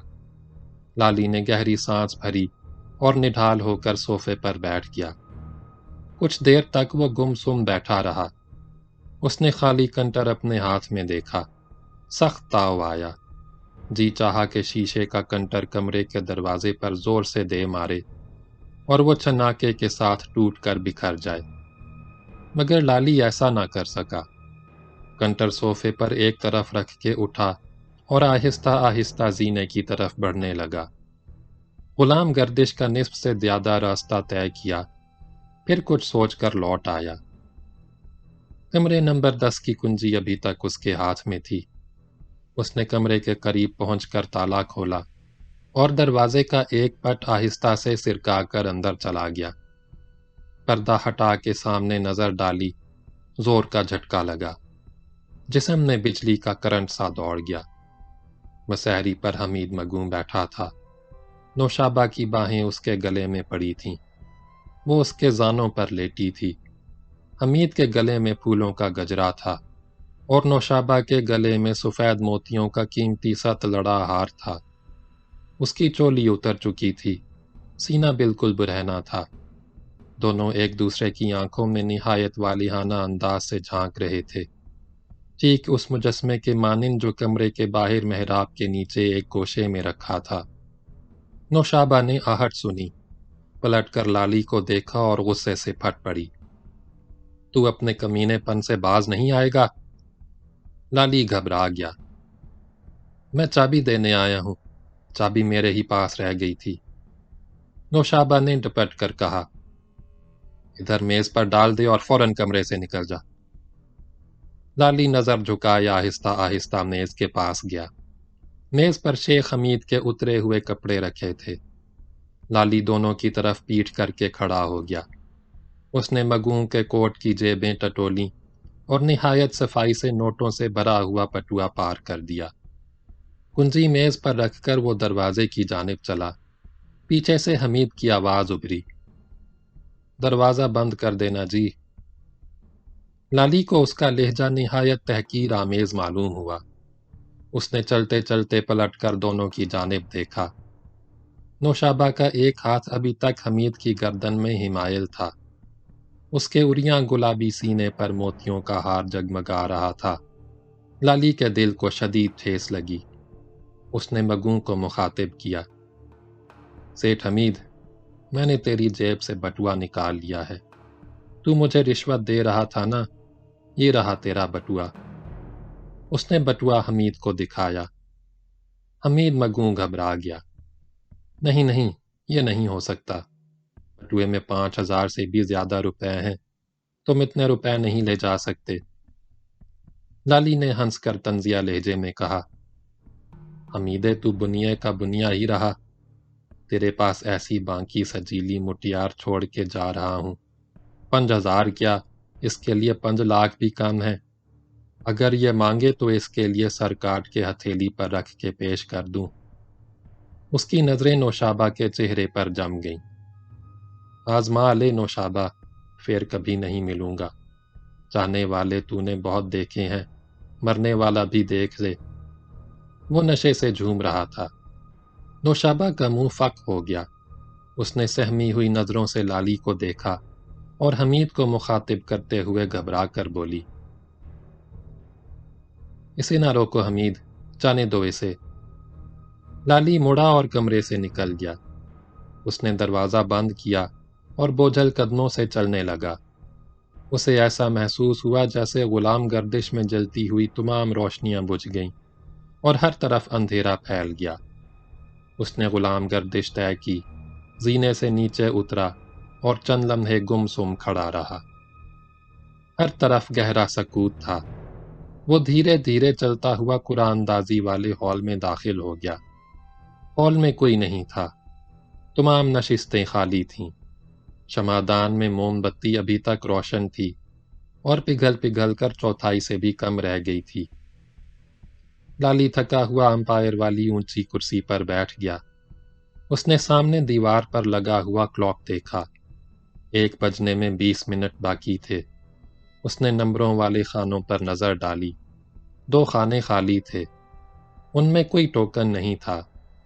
لالی نے درمیانی صندوقچی کا بالائی ڈھکنا کھولا، ہاتھ اندر ڈالا۔ 2 ٹوکن ابھی صندوقچی میں موجود تھے۔ اس نے ایک اٹھا لیا اور دھندلی روشنی میں ہتھیلی پر رکھ کے دیکھا۔ اس پر 10 کا ہندسہ لکھا تھا۔ یہ نوشابہ کے کمرے کا نمبر تھا۔ نوشابہ جو حمید مگوں کی گردن میں محبت سے باہیں ڈالے لیٹی تھی۔ لالی بجھی بجھی نظروں سے ٹوکن تکتا رہا۔ اس نے گہری سانس بھری اور آنکھیں بند کر لیں۔ 2 گرم گرم آنسو اس کی پلکوں میں الجھ کر رہ گئے۔ اس نے آنکھیں کھولیں، ٹوکن نمبر 10 صندوقچی میں ڈال دیا اور دوسرے ٹوکن بھی خانوں سے اٹھا اٹھا کر صندوقچی میں ڈالنے لگا۔ جب وہ سب ٹوکن ڈال چکا تو صندوقچی کا ڈھکنا بند کر دیا۔ اس نے ناموں والے خانے دیکھے، ان میں 7 ٹوکن موجود تھے۔ اس نے ایک ٹوکن اٹھا لیا، اس پر شیخ حمید مگوں لکھا تھا۔ لالی نے نفرت سے ٹوکن دیکھا، ہاتھ اٹھایا، چاہا کہ اسے دروازے سے باہر پھینک دے، مگر کچھ سوچ کر ہاتھ روک لیا۔ دوسرے ہاتھ سے پتلون کی جیب ٹٹولی، جیب میں بٹوا موجود تھا۔ لالی کے ہونٹوں پر مسکراہٹ آ گئی۔ ہال میں چاپ ابھری۔ لالی نے چونک کر دیکھا۔ ہمدانی اندھیرے سے نکل کے یکایک اس کے سامنے آ گیا۔ وہ مسکراتا ہوا تیزی سے آگے بڑھا، جھٹ لالی کا ہاتھ پکڑ کے جوش سے چوما۔ یار تو زبردست کلاکار ہے، بہت اونچی چیز ہے، مان گئے تجھے۔ مجھے تو یہ خوشی ہے جی، آپ کا کام بن گیا۔ لالی احتراماً کھڑا ہو گیا۔ ہمدانی نے کندھے پر ہاتھ رکھ کے اسے بٹھا دیا۔ وہ کھلنڈرے موڈ میں تھا، ہنس کر گویا ہوا، یار بیٹھا رہ، تکلف وکلف چھوڑ۔ وہ اچک کر میز پر بے تکلفی سے بیٹھ گیا۔ ہلکا کہا لگا کے بولا، ایسا ویسا کام بنا ہے، نہ پوچھ، اپنے ساتھ کیا واردات گزری۔ جیسے ہی کمرے میں پہنچا وہ ڈریسنگ روم کا دروازہ کھول کر باہر آئی۔ وہ کیا آئی قیامت ہم رکاب آئی۔ امینہ پولینیسین کے سموا قبیلے کی دوشیزاؤں کے لباس پہنے ہوئے تھی، بال کھلے تھے، ایک کان کے اوپر بالوں میں سفید گلاب کا بڑا سا پھول لگا تھا، گلے میں چمپا کی کلیوں کا گجرا تھا، کمر سے گھٹنوں تک سنہری ریشمی دھاگے میں پروئے ہوئے گل چاندنی کے پتوں کا لباس۔ یار لباس کیا تھا، چل من پڑی تھی، اور سینہ کچے ناریل کی طرح بالکل اریاں۔ اس نے وارفتگی کے عالم میں لالی کی پیٹھ پر زور سے ہاتھ مارا۔ اف کیا گدرائی ہوئی عورت ہے امینا، بانکی چتونوں کے کیا بان چلاتی ہے۔ آئے نہ پوچھ، ہم تو اس جینے کے ہاتھوں مر چلے۔ ہمدانی نے گہری سانس بھری اور آہستہ آہستہ گنگنانے لگا، جس کو ہو زندگی عزیز اس کی گلی میں جائے کیوں۔ یہ بات ہے جی تو آپ چلے کیوں آئے؟ یار یہ پوچھنے چلا آیا، بعد میں کوئی فوپا تو نہیں ہوا؟ میرا مطلب ہے کسی قسم کی گڑبڑ تو نہیں ہوئی؟ نہیں جی، سب کام بالکل ٹھیک ٹھاک ہوا، اناڑی نہیں ہوں، برسوں لاٹری کھلاتا رہا ہوں۔ مگر یار تو نے تو کمال کر دیا، ایسی ہاتھ کی صفائی دکھائی میں تو دنگ رہ گیا۔ ہمدانی نے ہنستے ہوئے کہا، بات یہ ہے کہ ہم نے ایسا فول پروف سسٹم رکھا ہے کہ کسی ہیر پھیری کی گنجائش ہی نہیں۔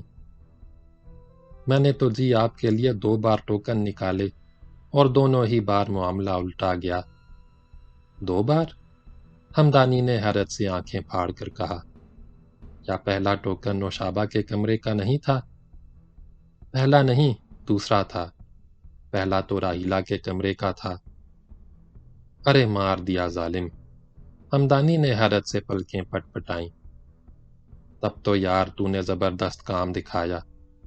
وہ چند لمحوں کے لیے خاموش ہو گیا، پھر سنجیدہ ہو کر بولا، اچھا اب کام کی بات ہو جائے، تم فوراً یہاں سے نکل جاؤ۔ وہ سالہ ایس پی تمہاری گھات میں ہے، تمام وقت بیٹھا تمہیں کو گھورتا رہا، وہ ضرور اپنی کارگزاری دکھانے کی کوشش کرے گا، میں اسے برسوں سے جانتا ہوں، الہ آباد میں میرے ساتھ ہی پڑھتا تھا، وہ تو پیدائشی پولیس والا ہے، باپ بھی اس کا پولیس انسپکٹر تھا۔ اس نے مڑ کر کلاک کی جانب دیکھا، یہ بتاؤ ایس پی مرزا کے ساتھ کمرے میں ہے کون؟ لالی نے فیصلہ کن انداز میں کہا، صاحب یہ بات نہیں بتاؤں گا، چاہے آپ ناراض ہو جائیں۔ ناراض وراض ہونے کی بات نہیں، ہمدانی نے مسکرا کر کہا، میں تمہارے ہی بھلے کی بات کہہ رہا ہوں، اگر مہاجبین یا راہیلہ اس کے پلے پڑ گئیں تب تو سالہ مارا گیا، گھنٹے 2 گھنٹے کے لیے اجازت لے کر باہر آ جائے تو تعجب کی بات نہیں، وہ بالکل کاٹھ کا الو ہے، البتہ اس کی جورو سائرہ بڑی کانٹے کی عورت ہے، اس پر تو کبھی کبھی عاشق ہو جانے کو دل چاہتا ہے۔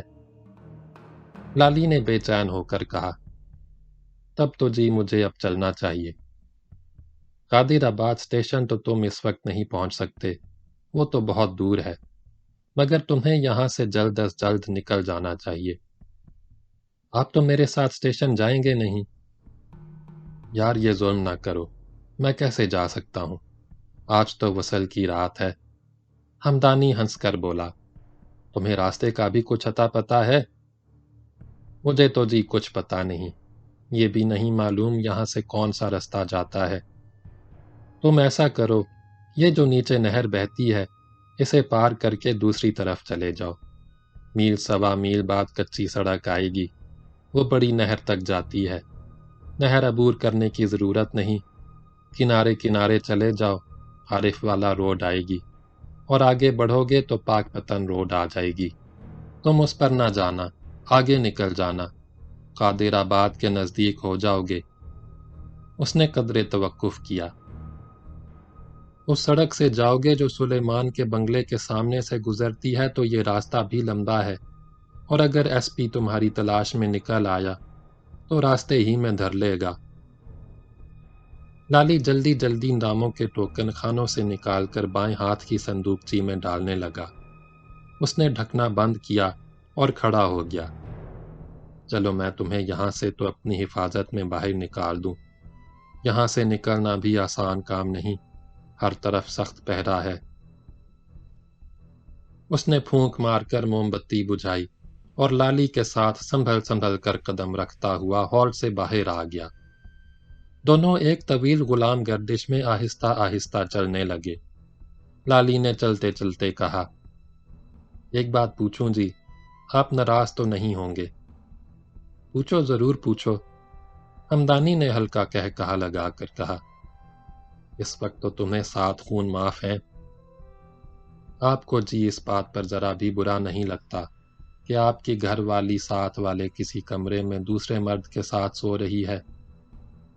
برا لگتا تو ہے، ہمدانی نے سنجیدہ ہو کر کہا، مگر اتنا زیادہ نہیں جتنا تم سمجھتے ہو۔ یہ بات سمجھ نہیں آئی جی۔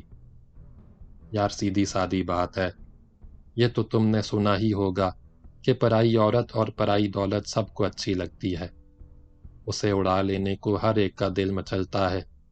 تم نے کبھی سوچا ایسا کیوں ہے؟ ہمدانی نے لالی کے چہرے کو غور سے دیکھا۔ مگر یہ بات تم نہیں سمجھ سکتے، یہ بتاؤ تمہاری جورو وورو ہے؟ وہ تو نہیں ہے جی، لالی نے انکار میں گردن ہلائی۔ پھر تم کیسے سمجھ سکتے ہو؟ ہمدانی ہنسنے لگا۔ ایک عدد جورو بیاہ کر لے آؤ، کبھی نہ کبھی تو تمہارا دل اس سے بھر ہی جائے گا، ہمیشہ یہی ہوتا ہے۔ بات یہ ہے کہ شروع میں عورت محبوبہ ہوتی ہے، بعد میں بیوی بن جاتی ہے، پھر ایسا وقت آتا ہے کہ محبوبہ اور بیوی ختم ہو جاتی ہے اور عورت صرف بچوں کی ماں رہ جاتی ہے۔ جب وہ صرف بچوں کی ماں رہ جائے اور اس میں تمہارے لیے کوئی کشش، کوئی دلچسپی نہ رہے، پھر اس کا ایک عدد یار پیدا کر دو، پھر دیکھو کیا ہوتا ہے۔ صاحب آپ کیسی باتیں کر رہے ہیں، ایسا کیسے ہو سکتا ہے؟ میں ٹھیک کہہ رہا ہوں، جب اس کا یار پیدا ہو جائے گا تو وہ جوان اور خوبصورت ہونا شروع ہو جائے گی، بچوں کی ماں ایک دم محبوبہ بن جائے گی اور تم اس کے عاشق بن جاؤ گے، ہر وقت اس کے یار سے اسے چھین لینے کے چکر میں رہو گے، اور جب وہ واپس ملتی نظر آئے گی تو اس کے عشق میں ایسے پاگل دیوانے ہو جاؤ گے کہ اس کے یار کو قتل کر دو گے، بلکہ اسے بھی قتل کر دو گے اور ٹھنڈے ٹھنڈے جا کر پھانسی کے پھندے سے لٹک جاؤ گے۔ لالی قائل نہ ہوا۔ صاحب عزت بھی تو کوئی چیز ہوتی ہے۔ یار یہ عزت وزت سب بکواس ہے۔ ہمدانی بے تکلفی سے مسکرانے لگا۔ چلو تمہاری بات مان لی، جب تمہاری جورو صرف بچوں کی ماں رہ جائے اور تمہارا دل اس سے اکتا جائے تو اسے طلاق دے دینا، پھر تو عزت کا سوال پیدا نہیں ہوگا۔ طلاق کے بعد وہ کسی اور سے نکاح پڑھا کر بیٹھ جائے گی، تم اسے دوسرے کے پہلو میں دیکھو گے تو دل میں کڑھو گے، اپنی آگ میں خود جلو گے، اس سے چھپ چھپ کر ملنے کی کوشش کرو گے، اس کی منت سماجت کرو گے کہ پھر تمہارے قبضے میں آ جائے، اور اگر وہ راضی نہ ہوئی یا اس کا شوہر آمادہ نہ ہوا تو تم شوہر کو راستے سے ہٹانے کی کوشش کرو گے اور وہ تمہیں اپنی راہ سے ہٹانے کی کوشش کرے گا۔ صاحب کیا ایسا ہوتا ہے؟ کیوں نہیں ہوتا؟ میرے سامنے روز ایسے مقدمات پیش ہوتے ہیں، اور اکثر اس وقت پیش ہوتے ہیں جب کسی کا قتل ہو جاتا ہے۔ اسی لیے تو فساد کی جڑ زر اور زمین کے ساتھ زن کو بھی قرار دیا گیا ہے، بلکہ کہا تو یہاں تک جاتا ہے کہ ہر قتل کے پیچھے کوئی عورت ہوتی ہے۔ ہمدانی بولتا رہا۔ یار بات صرف اتنی ہے کہ ہم نے اپنی جوروؤں کے ایک چھوڑ 6-7 یار پیدا کر دیے ہیں۔ جب سے ان کے یار پیدا ہوئے ہیں وہ روز بروز زیادہ جوان اور زیادہ خوبصورت ہوتی جا رہی ہے۔ ادھر ہم رقابت کی آگ میں اندر ہی اندر سلگتے ہیں اور اپنی اپنی جوروؤں کے عشق میں دیوانے رہتے ہیں۔ کل صبح سے عشق کا شدید دورہ پڑے گا، سچ پوچھو تو ابھی سے ہولے ہولے ابھرنے لگا ہے۔ اس نے ہلکا سا کہا لگایا۔ اس یاری آشنائی کا فائدہ یہ ہے کہ اپنی جورو بھی ہاتھ سے نہیں جاتی اور پرائی جورو کا ذائقہ بھی چکھنے کو مل جاتا ہے، نہ اغوا کرنے یا پھانسنے کا چکر، نہ نئی شادی رچانے کا جھنجٹ۔ اس میں عجب مزہ، عجب نشہ ہے، میاں بھی خوش، بیوی بھی خوش۔ اس نے مسکراتے ہوئے مڑ کر پلیجر ہاؤس کی دوسری منزل پر جانے والے زینے کی جانب نظر ڈالی۔ اوپر کے کسی کمرے میں جا کر دیکھو، یہی عورتیں جو چند مہینے پہلے باسی ٹماٹروں کی طرح بھدی اور پلپلی لگتی تھیں، اس وقت ایسے جوبن پر ہیں کہ کوہکاف کی پریوں کو بھی مات کر رہی ہیں۔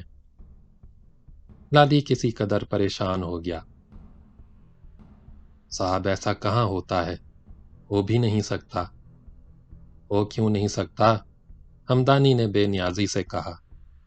ٹنڈرا کے رہنے والے اسکیمو بڑی خوشی سے اپنی بیویوں کا ایک دوسرے سے تبادلہ کرتے ہیں اور جب تک جی چاہتا ہے ساتھ رہتے ہیں۔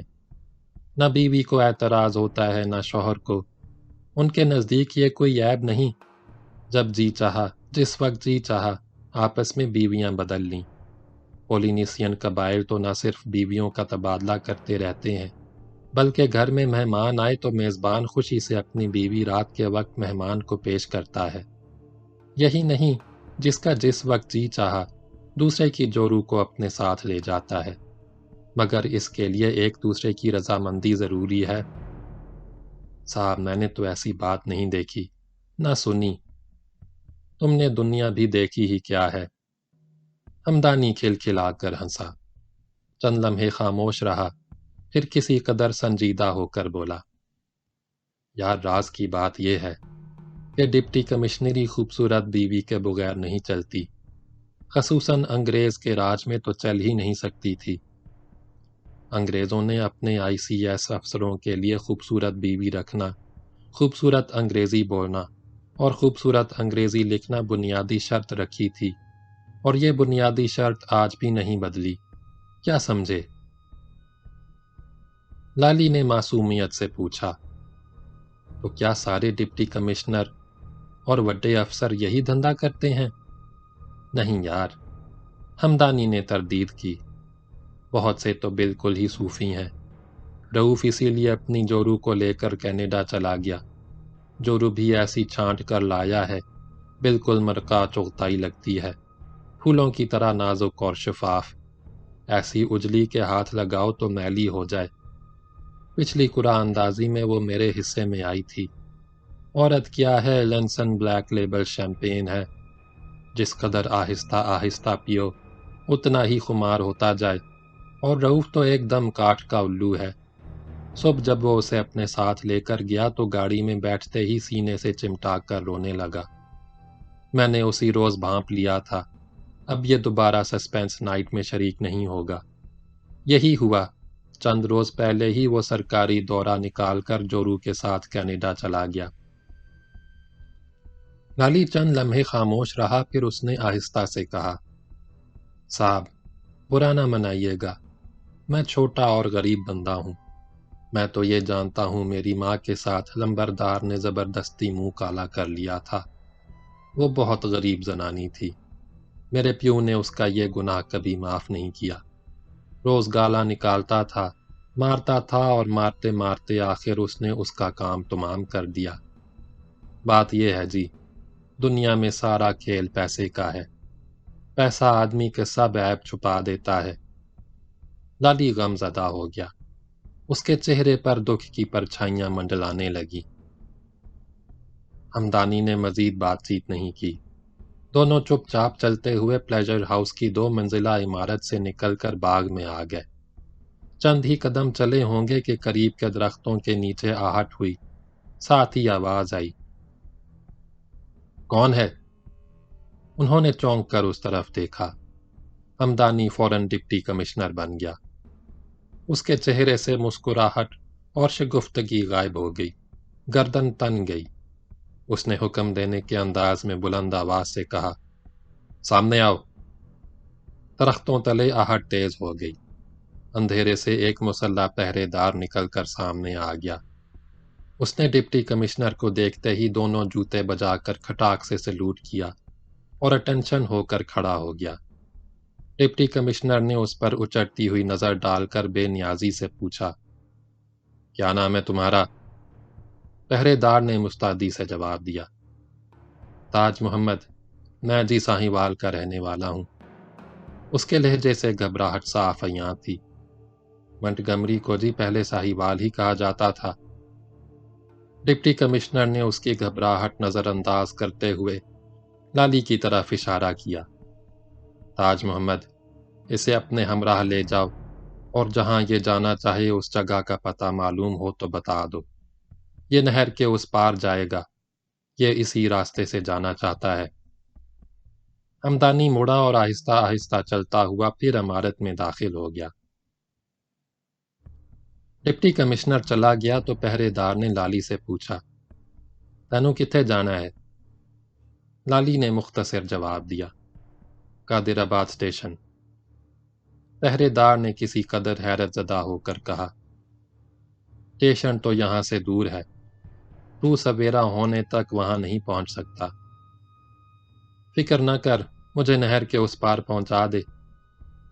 دونوں درختوں کے نیچے ایک پگڈنڈی پر چلنے لگے۔ دور جا کر نشیب میں اتر گئے۔ سامنے نہر تھی۔ دونوں نہر کے کنارے کنارے چلتے رہے۔ اس جگہ روشنی تھی اور یہ جگہ پلیجر ہاؤس کے عین نیچے تھی۔ لالی اور پہرے دار جنگلی جھاڑیوں کے جھنڈ سے نکل کر کھلے میدان میں آ گئے تھے۔